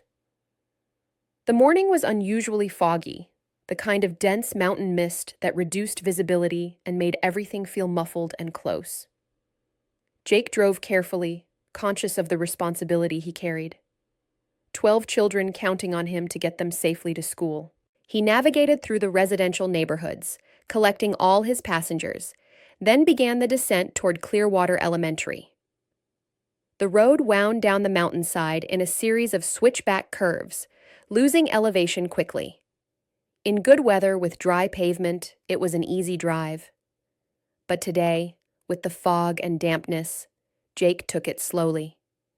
He was halfway down the mountain, approaching one of the sharper curves, when he needed to brake before the turn.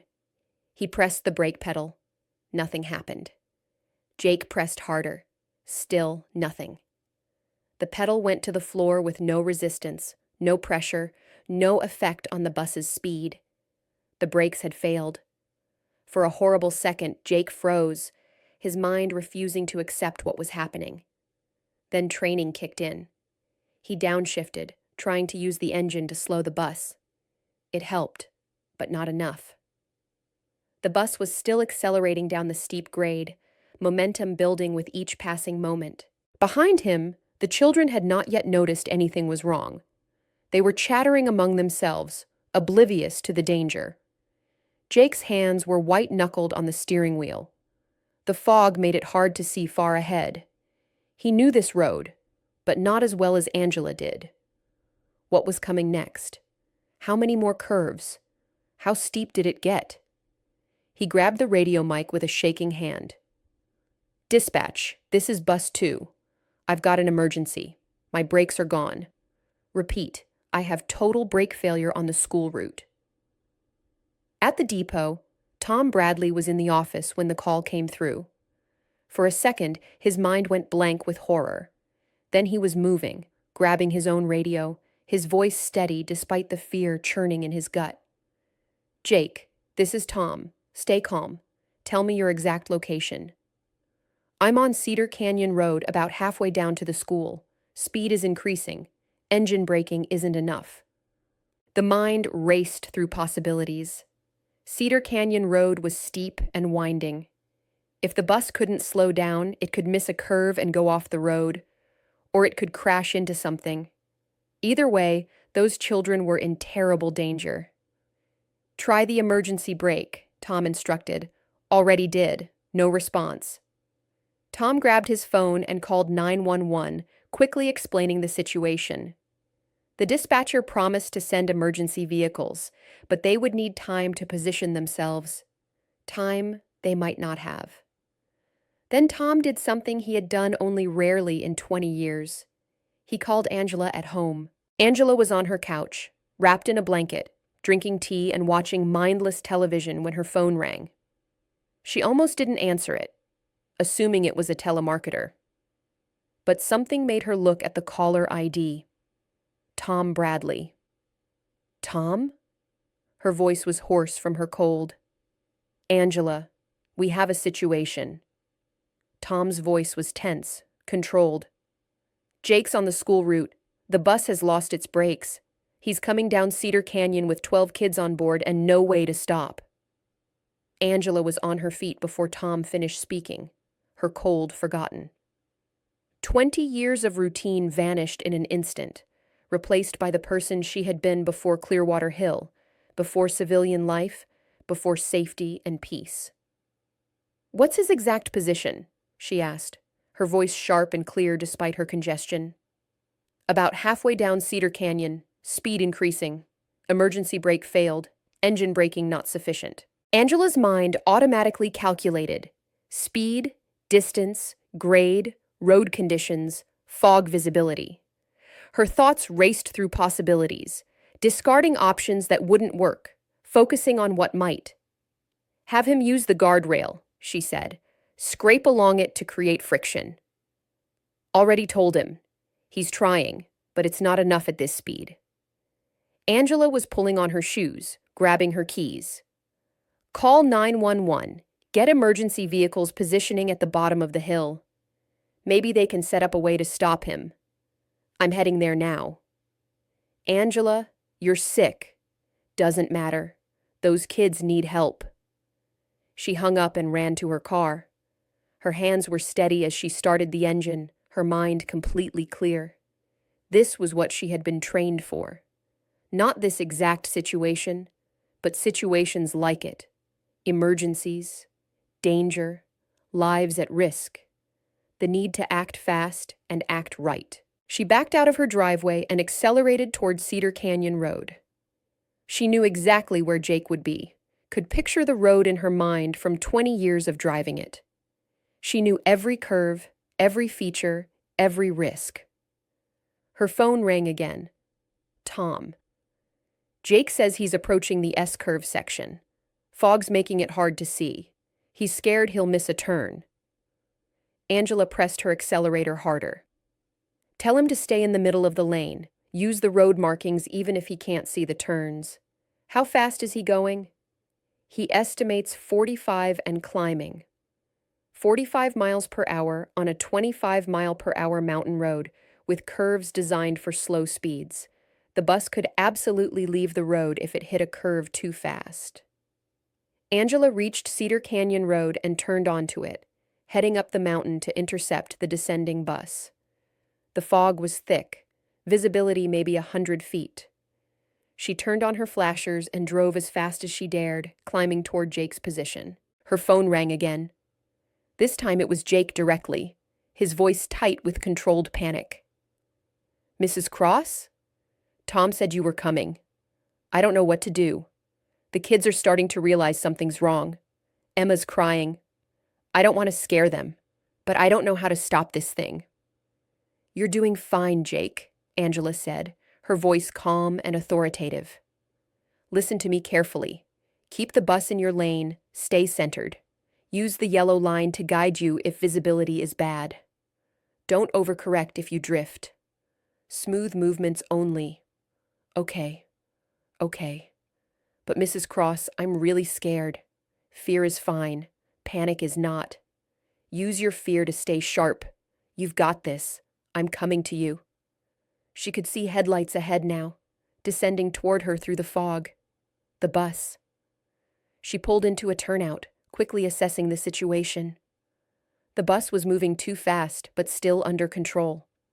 Jake was keeping it straight, using engine braking, doing everything he could, but it wasn't enough. The bus was still accelerating, and there were sharper curves ahead. Angela pulled back onto the road behind the bus, now descending with it. She kept her distance, thinking frantically. What could she do? How could she help? Then it came to her. A memory from convoy operations. A maneuver she had practiced dozens of times during training, though she had only used it once in actual combat conditions. It was risky. It could go wrong in multiple ways, but it might be the only option. She accelerated, closing the distance to the bus. She grabbed her phone. Jake, I'm right behind you. I'm going to try something. You need to trust me and do exactly what I say. Can you do that? Yes, Mrs. Cross. When I tell you, I want you to very gently, ease to the right, just a little bit. I'm going to pull alongside you on your left, then move in front of you. Once I'm in front, I want you to ease up close to my rear bumper. Not hit it, just get close. Understand? I think so. But won't that cause a crash? Not if we do it right. We're going to use controlled contact to slow both vehicles. It's a convoy technique for brake failures. I've done it before. Angela had done it before. Once, in Iraq, when a supply truck lost its brakes in a similar situation. It had worked then. It had to work now. Okay, Jake said. I trust you. Angela took a deep breath and accelerated past the bus's right side, using the wider section of road before the next curve. She could see Jake's pale, frightened face through the driver's window. Behind him, She could glimpse children's faces pressed to the bus windows, some crying, some looking confused. She cleared the bus's front end and eased into the left lane ahead of it, then began gradually drifting right, moving directly in front of the bus. "Now, Jake," she said into the phone. "Ease right. Follow me." The bus shifted right, following her car. Angela could see it in her rearview mirror, growing larger as Jake brought it closer to her rear bumper. "That's good," Angela said. "A little closer. Gentle, gentle." She felt the first contact, just a light bump as the bus's front bumper touched her car's rear. The impact pushed her forward slightly. "Good," Angela said. "Now stay right there. Keep light pressure. I'm going to start braking. We're going to slow down together." She began applying her brakes, gently at first. The pressure between the two vehicles increased. She could feel the bus pushing against her car, feel her brakes working to slow both vehicles. But they were still going too fast, and there was a sharp left curve coming up ahead. She could see it through breaks in the fog. "Jake, we need more. Can you turn your wheel left, just a little? Angle the front of the bus against the left side of my car. It'll create more friction, more drag. Won't that spin us out?" "Not if we're careful. Just a little bit. Trust me." She felt the bus shift, its front right corner now pressing against her rear left panel. The increased contact created more drag. Her car shuddered but stayed stable. The speedometer began to drop. 50, 48, 45. "It's working," Jake said, hope in his voice. They were approaching the curve. Angela's instincts, honed by thousands of miles of driving in difficult conditions, told her they were still going too fast. They would need every bit of friction, every source of resistance. "Jake, there's a curve coming. As we enter it, turn your wheel into the curve, but also push against my car a little harder. We'll use the curve itself to help slow us down. Ready?" "Ready." They hit the curve. Angela steered into it, feeling the G-forces pushing both vehicles toward the outer edge. Jake maintained pressure against her car, the friction between them increasing. Her tires screamed. She could smell burning rubber. But they made it through the curve, still connected, still controlled. And their speed had dropped to 40 miles per hour. "Excellent," Angela called out. "We're slowing down. Keep doing exactly what you're doing." The road straightened out ahead for a short stretch. Angela used it to their advantage, applying her brakes even harder, the bus pushing against her, both vehicles fighting against momentum and gravity and the relentless downward slope. 38 miles per hour. 35. 32. "It's working," Jake said again, his voice now carrying genuine relief. "Not done yet," Angela cautioned. "We've got more curves ahead, and we're still too fast for some of them." But they had momentum on their side now. Not physical momentum, but psychological momentum. They were succeeding. The technique was working. The speed was dropping. They navigated 2 more curves using the same method, Jake maintaining pressure against Angela's car, both of them using the curves themselves as additional sources of friction and resistance. 28 miles per hour. 25. 20. At 20 miles per hour, Angela knew they were going to make it. The worst of the descent was behind them. The road was leveling out. At this speed, even if they couldn't stop completely, they could roll to an eventual stop on the flatter terrain ahead. "We're good, Jake," she said. "We're going to make it." Behind her, she heard Jake's voice break.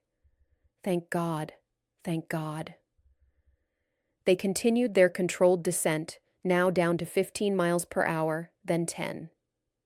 Angela could see the school parking lot ahead, and beyond it, emergency vehicles with lights flashing. Fire trucks, ambulances, police cars, all positioned to help, but now witnessing a successful resolution. At 5 miles per hour, Angela guided both vehicles into the school parking lot. They rolled across the empty pavement, finally separating. The bus continued rolling for another 50 feet before Jake managed to bring it to a complete stop using the emergency brake, which suddenly decided to work now that the worst was over. Angela pulled into a parking space and turned off her engine. Her hands were shaking now, adrenaline dumping through her system. She sat for a moment, just breathing, just being grateful. Then she got out of her car and ran toward the bus. Emergency personnel swarmed the bus as soon as it stopped. Firefighters yanked open the doors. EMTs stood ready with equipment. Police officers established a perimeter. But before anyone else could board, Angela was there, climbing the steps, looking down the aisle at 12 frightened children. Jake sat in the driver's seat, his head in his hands, his whole body shaking. Emma Walsh was crying in the front seat. Several other children were crying too. Some sat frozen in shock. The Brennan twins clutched each other. Tommy Chen's face was pale. "Everyone okay?" Angela asked, her voice somehow steady despite the trembling in her legs. The children stared at her. Then Emma launched herself out of her seat and wrapped her arms around Angela's waist, sobbing.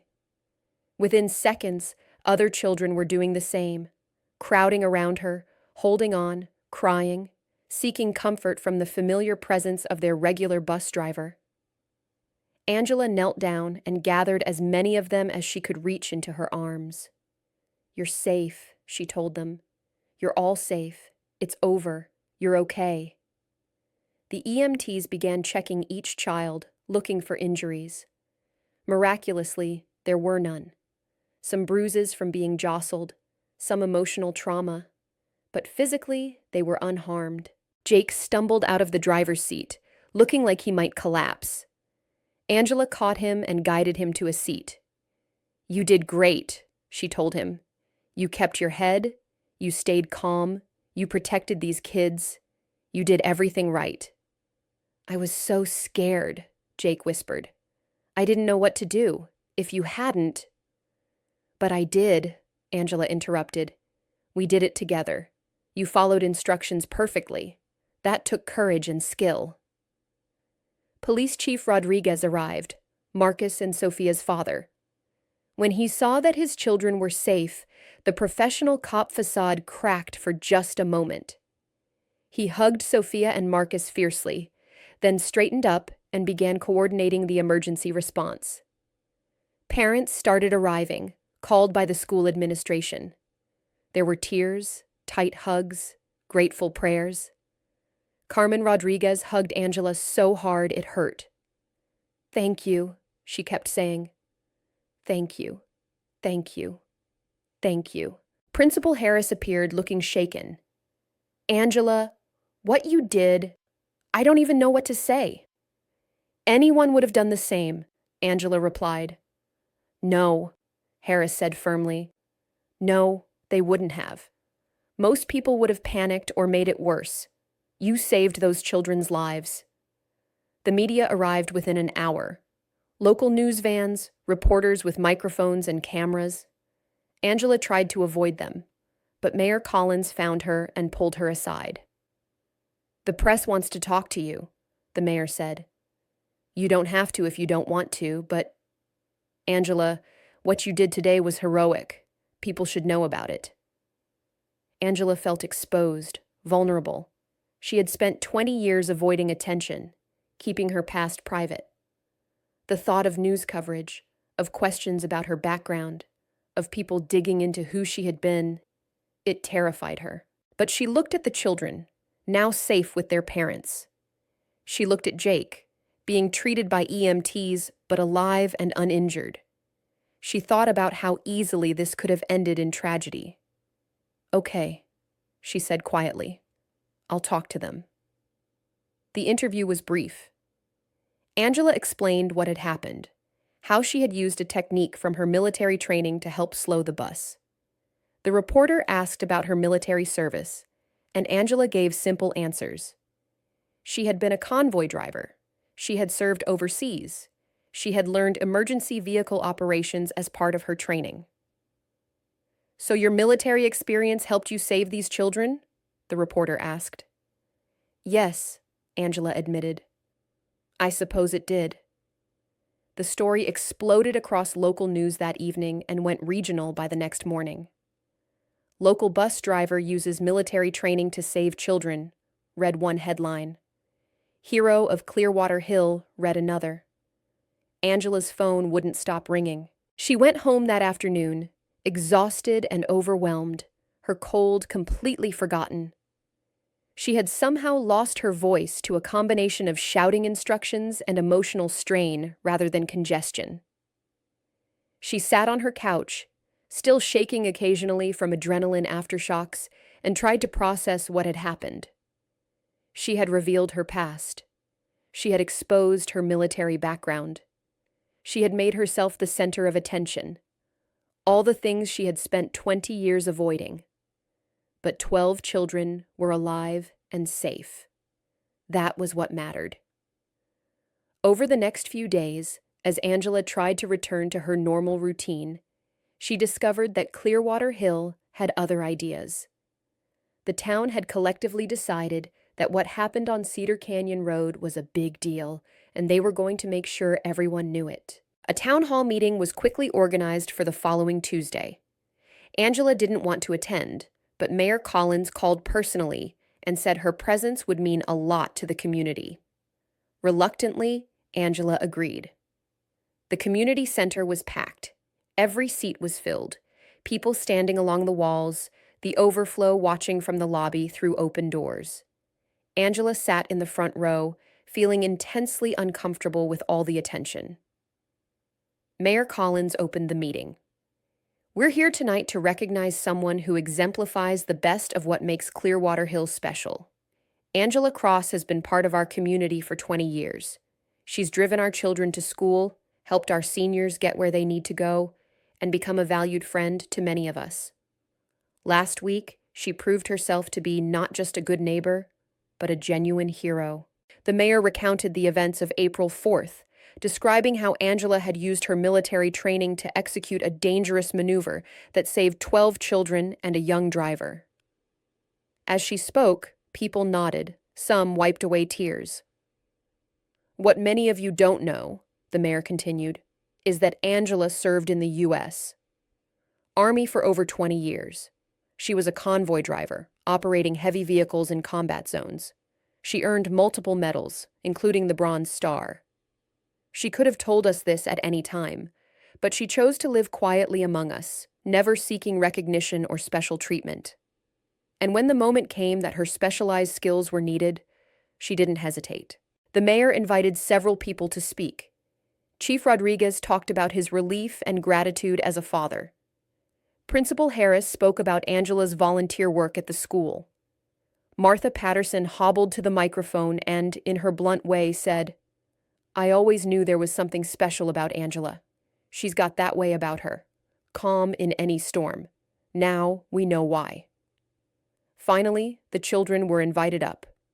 Emma Walsh, still shy but brave, approached the microphone with her mother's encouragement. "Mrs. Cross is the nicest person in the world," she said softly. "She always makes us feel safe on the bus, and she really did keep us safe when we needed her. Thank you, Mrs. Cross." The other children had made a banner that they unfurled. "Thank you, Mrs. Cross," decorated with drawings of buses, hearts, and stick figures. They all signed it. Angela felt tears threatening. She had spent so long keeping herself separate, protecting herself from emotional vulnerability. But these people, this community, had broken through her defenses. They cared about her. They valued her. They saw her as one of them. When the mayor asked if Angela would say a few words, she walked to the microphone on shaking legs. "I don't really know what to say," she began, her voice still a bit hoarse. "I did what anyone would do in that situation." "No," several people called out. "Not anyone." Angela smiled slightly. "Okay, maybe not anyone. but I did what I was trained to do. When I served in the army, my job was to keep people safe, to get them where they needed to go, no matter what obstacles we faced. That training never left me, even after I left the military, and I'm grateful that it was there when I needed it. She paused, gathering her thoughts. I came to Clearwater Hill 20 years ago looking for peace and a fresh start. I'd been through some difficult things, and I needed a place to heal. You gave me that. You welcomed me without asking questions. You let me be part of this community. You became my family even when I was too afraid to let you all the way in. Her voice cracked slightly. I've learned something these past few days. I've learned that hiding who we are doesn't protect us. It just keeps us lonely. I've learned that the past is part of who we are, and that's okay. We don't have to run from it. And I've learned that home isn't just a place. It's the people who care about us. She looked out at the crowd, seeing faces she knew, friends she had made, a community that had embraced her. Clearwater Hill is my home. You are my people. And I'm grateful for every day I get to spend here, serving this town and being part of this community. Thank you for accepting me, then and now. The applause was thunderous. People stood. Some were crying. Angela saw Martha pull out a handkerchief and dab her eyes. Harold was clapping vigorously. Elsie blew her a kiss. After the formal meeting ended, people crowded around Angela to thank her, hug her, share their own stories of military service or difficult pasts, or finding home in unexpected places. It was overwhelming, but also healing. These people understood. They accepted her, all of her, including the parts she had kept hidden. Jake found her near the end of the evening. Mrs. Cross, I just wanted to say, I'm sorry. Sorry for what?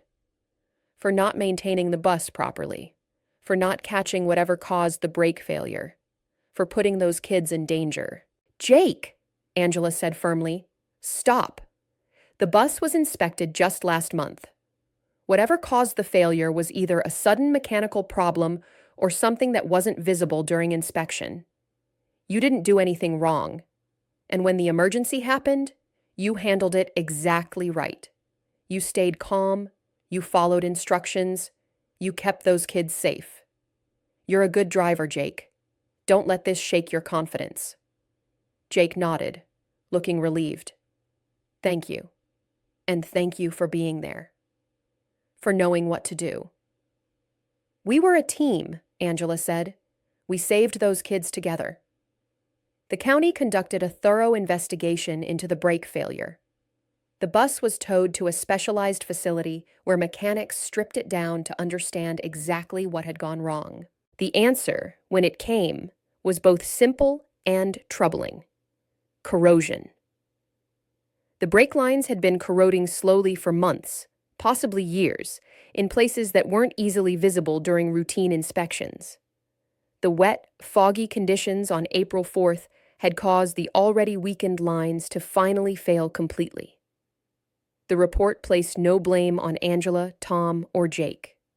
It did recommend more frequent and intensive inspections for all buses operating in mountain conditions, where steep grades put extra stress on braking systems and weather conditions could accelerate corrosion. Angela took the report seriously. As the new owner of Clearwater Hill Transit, she immediately hired a certified mechanic to conduct a comprehensive safety inspection of all 3 buses. The process took a week and cost more money than she had budgeted, but she didn't care. The children's safety was worth any expense. The mechanic found minor issues in the other 2 buses. Nothing immediately dangerous, but things that needed attention. Angela had everything fixed, then implemented a new maintenance schedule that went beyond minimum requirements. Every bus would be inspected monthly instead of quarterly. Brake systems would be checked with particular thoroughness. You're setting the gold standard for small transit operations, the mechanic told her. Most companies do the bare minimum. You're going above and beyond. "Those children trust me to keep them safe," Angela replied. "That's a responsibility I take seriously." The story of what happened on Cedar Canyon Road continued to spread. Regional news picked it up, then national news. Angela found herself being contacted by media outlets across the country, all wanting to interview the hero bus driver with military training. She declined most interviews, but she did agree to a few that focused on the importance of vehicle maintenance and driver training. If her story could prompt other transit companies to improve their safety protocols, then the attention would be worth it. An unexpected consequence came in early May. The U.S. Army contacted her. A public affairs officer called to ask if she would be willing to participate in a veteran recognition event at the regional VA hospital. They wanted to highlight veterans who continued to serve their communities after military service. Angela was hesitant at first. Anything that connected her back to her military past felt risky, potentially triggering. But her therapist, yes, she had started seeing a therapist again after the incident, recognizing that she needed professional support to process everything, encouraged her to consider it. "You've spent 20 years separating Angela the civilian from Sergeant Cross the soldier," the therapist said. "Maybe it's time to integrate those two identities. You don't have to choose one or the other. You can be both." So Angela agreed to attend the event. She wore a simple dress, not her old uniform, but she brought her medals in their case. The event was held on a sunny Saturday in June. About 100 people attended. Veterans, active duty service members, families, supporters. Angela was one of 5 veterans being recognized. Each was asked to share briefly about their service and what they were doing now. When Angela's turn came, she spoke about convoy operations, about the importance of logistics in military operations, about the skills she had learned, and how they had translated to civilian life. She talked about the incident on Cedar Canyon Road, but she also talked about the 20 years she had spent simply driving a bus, simply serving her community in quiet ways. "Heroism isn't always dramatic," she said. "Sometimes it's just showing up every day, doing your job well, and caring about the people you serve. Military service taught me that, and civilian service has reinforced it." After the formal program, people approached her to share their own experiences. A young soldier about to transition out of the Army asked for advice. An older veteran thanked her for representing their generation well. A mother whose son was deployed overseas hugged her and said, "Thank you for your service, and thank you for what you did for those children." It was healing in a way Angela hadn't expected. For the first time in 20 years, she could look at her military service without being overwhelmed by grief over Sarah's death. She could acknowledge the good things about that part of her life, the skills she had gained, the friendships she had made, the pride of serving her country, without feeling that acknowledging the good betrayed Sarah's memory. Sarah would have wanted her to be whole. Sarah would have wanted her to be happy. Sarah would have been proud of what Angela had done on that foggy April morning. Summer arrived in full force, bringing warm days and tourist season to the mountains. Clearwater Hill swelled with visitors who came to hike, fish, and escape the heat of lower elevations. The town's businesses thrived, and there was a general atmosphere of prosperity and contentment. Angela's life had found a new equilibrium. She continued driving her regular routes, now with even more attention to safety. She attended her various volunteer commitments. She ran the transit company with increasing confidence, and she had started allowing herself to be more present in social situations, no longer fading into the background. The children who had been on the bus that day gradually returned to their normal routines, though all of them seemed a bit more serious, a bit more aware of how fragile safety could be. Emma Walsh still sat in the front seat every morning, but now she always greeted Angela with a hug. The Brennan twins had made Angela a friendship bracelet, which she wore faithfully. Tommy Chen brought her drawings of superheroes. Except now, one of the superheroes looked suspiciously like Angela. Jake had fully recovered from his trauma and was driving with renewed confidence. If anything, the experience had made him a better driver, more cautious, more aware, more conscientious about safety checks.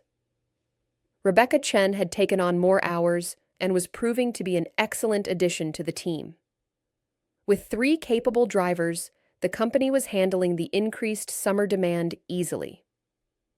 In late July, Angela attended the community center's board meeting where they discussed programming for the fall.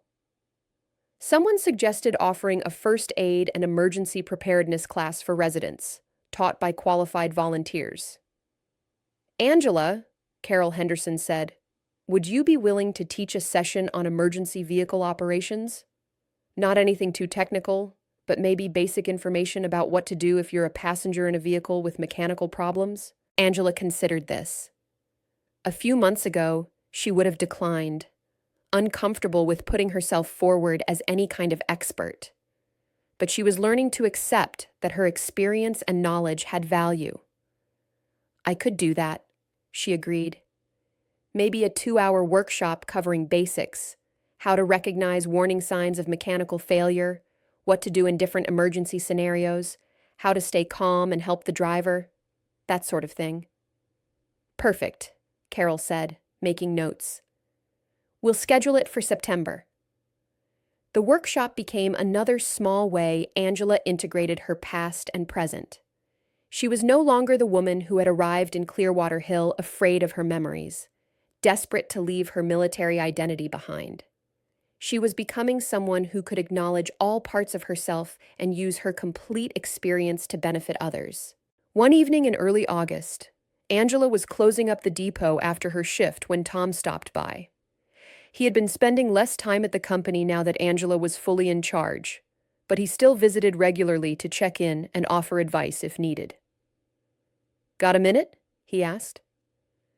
They sat in the break room with coffee from the ancient machine. Tom looked thoughtful. I wanted to tell you that I'm proud of what you've done with this place, he said. The new maintenance protocols, the way you've handled the increased summer schedule, the positive feedback from passengers. You've taken a solid operation and made it excellent. I learned from the best, Angela replied. Maybe, but you brought something I never had, a real understanding of what service means. I ran this company as a business. You run it as a mission. That's the difference. It's important work, Angela said simply. It is, and you're the right person for it. Tom paused. I'm officially retiring at the end of the month, buying a little RV and traveling with my wife, seeing some of the country we've never explored. That sounds wonderful. It does, doesn't it? Tom smiled. I can do it without worry because I know this company is in good hands. Those kids, those seniors, this community, they're lucky to have you.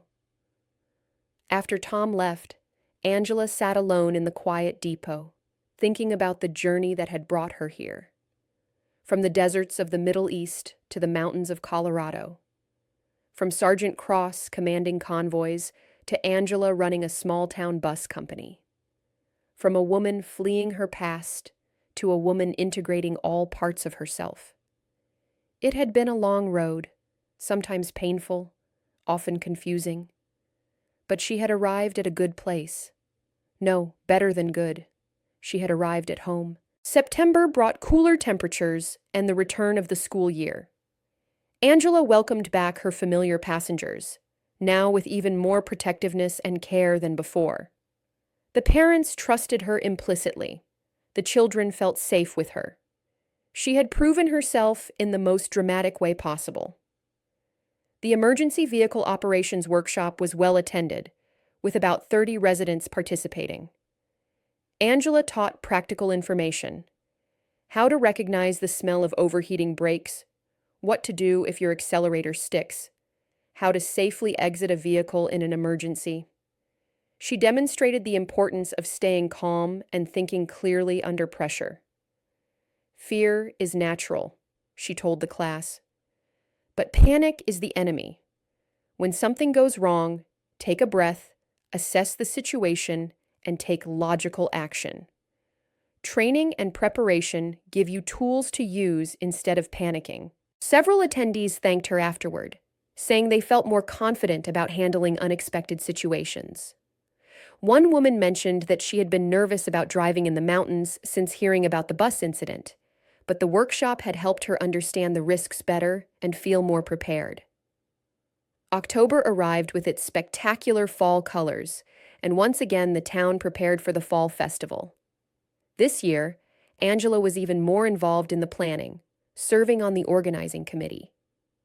She coordinated transportation for elderly residents who wanted to attend, worked with other volunteers on logistics, and even agreed to have the transit company sponsor one of the activity booths. The festival took place on a perfect autumn Saturday.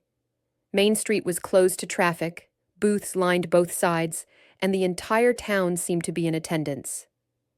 Angela worked the transit company's booth, which offered free bus schedule information and had a display about safety features on public transportation.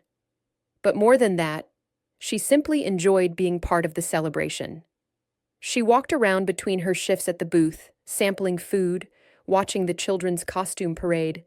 Emma Walsh was dressed as a bus driver, which made Angela laugh and cry at the same time, and chatting with friends. "You seem different this year," Martha observed when they crossed paths near the apple cider stand. "Happier, more present." "I feel different," Angela admitted. "It took almost losing something precious to make me realize what I have here." "That's often how it works," Martha said sagely. "We don't appreciate things until we almost lose them." That evening, as the festival wound down and the sun set behind the mountains, Angela stood on Main Street watching the volunteers clean up. The community center's new roof, paid for in part by raffle proceeds from the quilt she had helped stitch, gleamed in the fading light. Children ran past, exhausted and happy. Couples walked hand in hand. Elderly residents sat on benches, content to watch the activity. This was her town. These were her people. This was home. She thought about Sarah, as she still did most days. The pain of that loss would never fully disappear. But she could think about Sarah now without being overwhelmed by guilt or grief. She could remember the good times, the laughter, the friendship. She could honor Sarah's memory by living fully, by using the skills they had learned together to help others. "You'd like it here," Angela whispered to the evening air, knowing Sarah couldn't hear but saying it anyway. "It's peaceful and beautiful. The people are good, and I'm finally okay." A breeze rustled the aspen leaves, and Angela chose to interpret it as acknowledgement. As winter approached, Angela found herself surprisingly busy. The transit company was thriving under her management. Her volunteer commitments continued. She had been asked to join the town council's transportation advisory committee, and she had started training with the volunteer fire department, thinking that her emergency response skills and vehicle operation expertise might be useful.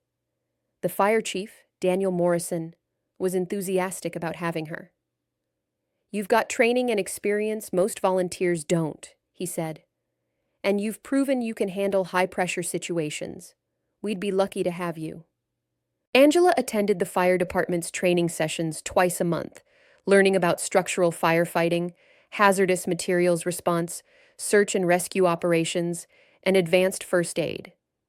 She was the oldest trainee by a decade, but her military fitness foundation and determination allowed her to keep up with the younger volunteers. Jake, whose uncle was the fire chief, also volunteered with the department. They often carpooled to training sessions, developing an even stronger friendship. Angela had become something of a mentor to Jake, who was thinking about making a career in emergency services. "You showed me that driving a bus can be about more than just transportation," he told her one evening after training. "It can be about service, about being there for your community. I want to do more of that." "You already do," Angela assured him. "Every time you safely transport someone, you're serving. Never underestimate the value of reliability and care. November brought the first significant snow, and with it a test of all the preparations Angela had made. The roads became treacherous, visibility dropped, and driving conditions were challenging. But the buses ran on schedule, safely, without incident. Angela's extra training for snow driving, her maintenance protocols, and her careful attention to weather forecasts all paid off. The community center hosted its Christmas dinner again, and this time Angela helped with the planning. She also contributed more than just her apple pies. She helped coordinate transportation for residents who needed rides, organized a gift exchange, and even agreed to dress as Mrs. Claus for the children's entertainment. The evening was magical. The center was decorated beautifully, the food was abundant, and the sense of community was palpable. Angela sat with her usual group, Martha, Harold, Elsie, Carol, and others, and felt thoroughly content.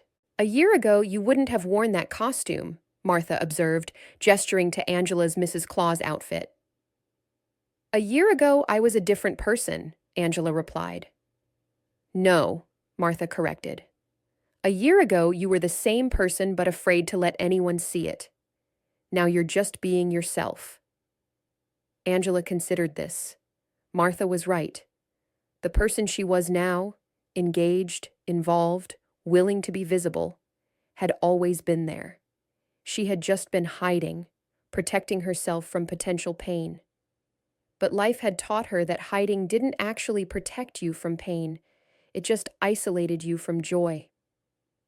As the evening progressed, Mayor Collins made announcements, including one that caught Angela by surprise.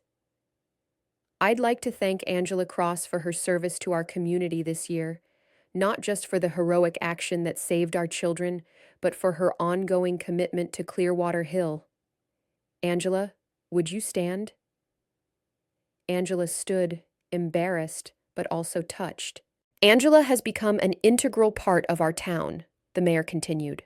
"She runs our transit system with care and professionalism. She volunteers in multiple capacities. She's training with our fire department. She serves on committees. She teaches workshops. And through it all, she embodies the values that make Clearwater Hill special: service, community, and compassion. We're grateful to have her." The room erupted in applause. Children cheered. Adults stood. Angela felt tears prick her eyes but blinked them away, smiling and waving in acknowledgement. Later, as she helped clean up after the dinner, Carol pulled her aside. "Remember when I first asked you to join the quilting circle? You were so hesitant, so reluctant to get involved." "I remember," Angela said. "Look at you now. You're at the center of everything, and I think you're happier for it." "I am," Angela admitted. "Much happier." That night, driving home through the snowy streets, Angela reflected on the year. April's crisis had been terrifying, but it had also been transformative. It had forced her to reveal her past, to use skills she had tried to leave behind, to be visible in ways she had avoided for 20 years. And instead of the disaster she had feared, that visibility had brought connection, acceptance, and belonging. She had discovered that the people of Clearwater Hill didn't care about her past. They cared about who she was now and how she treated others. They valued her service, her reliability, her kindness. The military medals in the box on her closet shelf were part of her story, but they weren't the whole story. Angela Cross was more than her years in the Army, more than her trauma, more than her grief. She was a bus driver, a business owner, a volunteer, a friend, a community member, a person who showed up and did her best every single day. That was enough. That was more than enough. That was everything. The second week of January brought bitter cold to Clearwater Hill. Temperatures dropped below zero, pipes froze, and everyone hunkered down to wait out the deep freeze. The buses ran despite the cold, though Angela shortened some routes and added extra warm-up stops to ensure passengers weren't waiting outside too long. She was sitting in the depot office one afternoon, reviewing maintenance logs, when her phone rang. The caller ID showed Fire Chief Morrison. "Angela, we've got a situation," he said without preamble. "There's a stranded family on Cedar Peak Road. Their car went off the road during last night's storm, and they spent the night in the vehicle. They've got 2 small kids. We're organizing a rescue, and I'd like you to be part of the team." "Of course," Angela said immediately. "What do you need me to do?" "We need someone who can drive in these conditions and who knows mountain roads. You fit both criteria. Can you meet us at the fire station in 30 minutes? "I'll be there in 20. Angela gathered her gear, told Rebecca to cover the rest of her shift, and drove to the fire station. Chief Morrison briefed the rescue team. The family had called 911 that morning when they finally got cell service. They were stuck about 3 miles up Cedar Peak Road, which was narrow, steep, and currently covered in ice and snow. The rescue team consisted of 4 firefighters, 2 EMTs, and Angela. They loaded into the fire department's heavy rescue vehicle, a large truck with 4-wheel drive and chains. Angela drove, with Chief Morrison navigating and coordinating via radio with the county sheriff's office. The drive up Cedar Peak Road was treacherous. Even with chains and 4-wheel drive, the rescue vehicle struggled for traction on the steep, icy grade. Angela drove with absolute focus, using every skill she had learned in 22 years of military driving and 20 years of mountain roads. "You're good at this," one of the firefighters commented from the back seat. "Practice," Angela replied simply, her eyes never leaving the road. They found the stranded family exactly where the GPS coordinates indicated. The car, a sedan completely unsuited for winter mountain driving, was nose down in a ditch, rear wheels off the ground.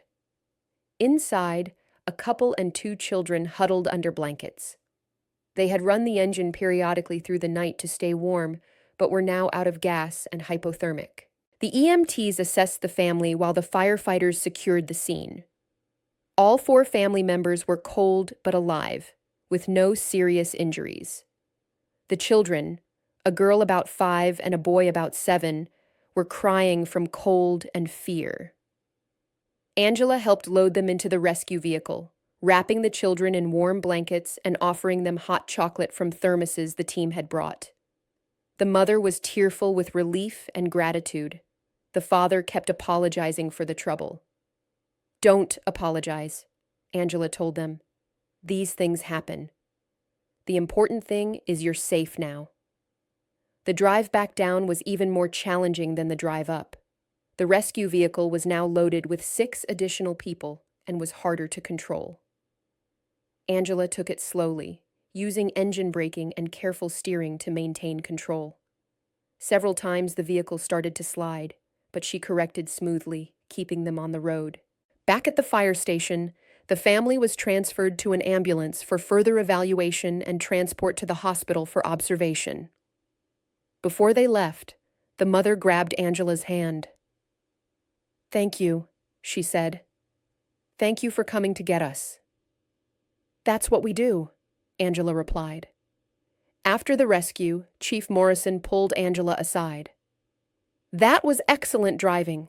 Seriously excellent. Have you considered becoming a certified rescue vehicle operator? We could use someone with your skills." Angela was surprised. "I'm 67 years old. Isn't that too old?" "Too old for some things, maybe. But for this? If you're physically capable and mentally sharp, age is just a number, and you've got more relevant experience than anyone else in the department." Angela promised to think about it. As she drove home that evening, she marveled at how life kept presenting her with opportunities to use skills she thought she had left behind. The universe seemed determined that her military training wouldn't go to waste. She also felt a deep satisfaction. She had helped save a family today. Not dramatically, not in a way that would make the news, but meaningfully. They were alive and safe because of her skills and willingness to respond. This was what service meant. This was why all that training, all those years in the army, all those difficult experiences, they had value beyond what she had realized. They had prepared her for moments exactly like this. March brought the first signs of spring to Clearwater Hill. Snow began to melt, revealing muddy ground underneath. Streams ran high with runoff. Birds returned from their winter migrations. The whole town seemed to take a collective deep breath and prepare for the busy season ahead. Angela had agreed to become a certified rescue vehicle operator for the volunteer fire department. The certification required additional training and testing, which she completed with flying colors. At 67, she became the oldest certified rescue operator in the county's volunteer fire service history. Age ain't nothing but a number, Elsie had declared when she heard the news. Look at me. I'm 76, and I still got 3 men trying to date me. That's because you tell them you might inherit something, Martha retorted. Details, details, Elsie said with a wave of her hand. The school year was winding down, and Angela's young passengers were excited about summer vacation.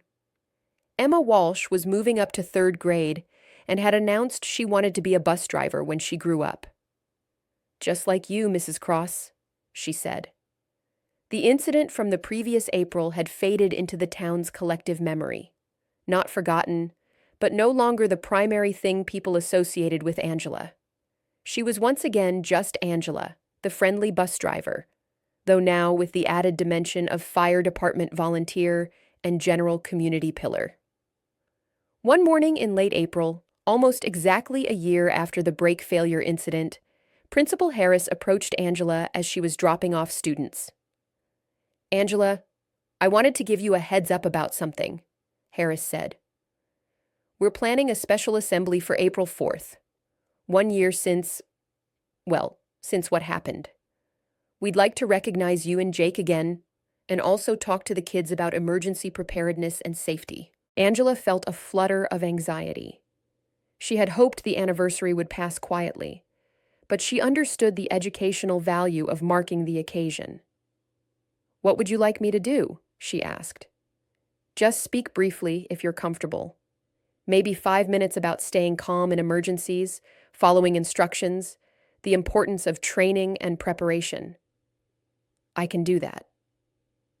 On April 4th, Angela found herself standing in front of the entire elementary school, about 200 students, plus teachers and staff.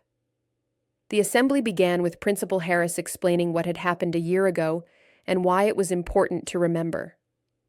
Then Jake spoke, talking about the fear he had felt, but also the importance of staying focused and following expert guidance.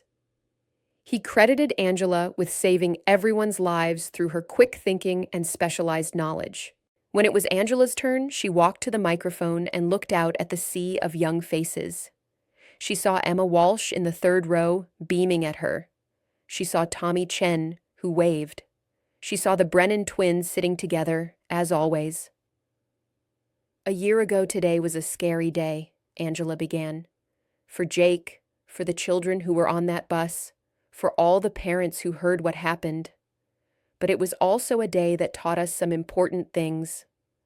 She talked about preparation, how training and knowledge give you tools to use in emergencies. She talked about staying calm, how panic makes things worse, but clear thinking helps find solutions. She talked about teamwork, how Jake had followed instructions even though he was scared, how emergency responders had been ready to help, how the whole community had supported each other. But the most important thing I learned that day, Angela concluded, was how much you all matter to me. Every morning when I pick you up, every afternoon when I see you safely to school, I'm reminded that this is the most important job I've ever had. Keeping you safe, getting you where you need to go, being someone you can count on. She paused, her voice thick with emotion. You kids give meaning to my work. You make me want to be better, do better, prepare better. So thank you for trusting me with your safety every single day. I don't take that responsibility lightly. The assembly ended with the children presenting Angela with cards they had made, drawings of buses, and thank you messages. Several parents who attended the assembly hugged her. Principal Harris shook her hand firmly. "You have a gift for connecting with people," Harris said. "The kids adore you, the parents trust you completely, and the community values you enormously. That's special, Angela. Don't underestimate how special that is." That afternoon, as Angela drove her regular town circuit, she reflected on the past year. So much had changed. She had stopped hiding from her past and had started integrating it into her present. She had taken on new challenges and discovered she was still capable of growth and learning. She had deepened her connections to the community and allowed herself to be truly seen. And most importantly, she had forgiven herself. For surviving when Sarah didn't. For leaving the military. For spending 20 years hiding. She had done the best she could with the resources and understanding she had at the time. That was all anyone could do. Now, she was doing even better. She was whole. She was healed. She was home. 5 years later, Angela was 72 years old and showing no signs of slowing down. She still drove her regular routes, though she had hired 2 additional part-time drivers to share the load. The transit company continued to thrive under her ownership, known throughout the region for its safety standards and community focus. She had completed 5 years of service with the volunteer fire department and had participated in dozens of rescues. She had taught emergency vehicle operations to a new generation of volunteers. She had even been recognized by the state with a service award for her contributions to public safety. The children she had saved that April morning in 2024 were now teenagers. Emma Walsh was 14 and volunteering at the local animal shelter, still dreaming of being a veterinarian. Tommy Chen was 15 and building robots in his high school's makerspace. The Brennan twins were 13 and had joined the middle school track team. They still waved to Angela when they saw her driving past. They still remembered what she had done for them. But more than that, they had absorbed the lessons she had taught. The importance of staying calm, the value of training and preparation, the power of community and connection. Angela's house on Willow Lane had become a gathering place for various community groups. The quilting circle met there monthly. The Emergency Preparedness Committee sometimes held meetings in her living room. Younger volunteers from the fire department stopped by for advice and coffee. Martha Patterson had passed away at 84, peaceful in her sleep. At the funeral, Angela had been asked to speak. She had talked about Martha's fierce loyalty, her sharp wit, her generous spirit. She had cried openly, no longer afraid of showing emotion or vulnerability. Harold was now 88 and had finally retired from daily walks, but he still came to community events in a wheelchair, pushed by his daughter. Elsie was 81 and, true to form, was dating a 75-year-old retired forest ranger. The town had grown slightly, new families moving in, new businesses opening. But the character of Clearwater Hill remained unchanged. A tight-knit mountain community where people looked out for each other, where service mattered, where connections ran deep. Angela sometimes thought about Sarah. The pain had never fully disappeared, but it had transformed into something gentler, bittersweet rather than sharp. She had learned that you could honor the dead by living fully, by using what they taught you, by becoming the person they believed you could be. In her closet, the box of military memorabilia remained on its shelf. She opened it occasionally, looking at the photographs and medals, remembering that time of her life with compassion rather than anguish. She had been young, brave, dedicated. She had served with honor. She had experienced trauma and loss. All of those things were true, and all of them were part of who she had become. One spring morning, driving her familiar school route through streets she knew by heart, Angela caught sight of herself in the rearview mirror. Gray hair, wrinkles, glasses she now needed for driving. An older woman, but also a woman at peace. Behind her, children chattered and laughed, safe in her care. Ahead of her, the road wound through beautiful mountain scenery, leading to a school where those children would learn and grow. Around her, a community that had become family. This was her life. This was her work. This was her road home. And she wouldn't change a single thing.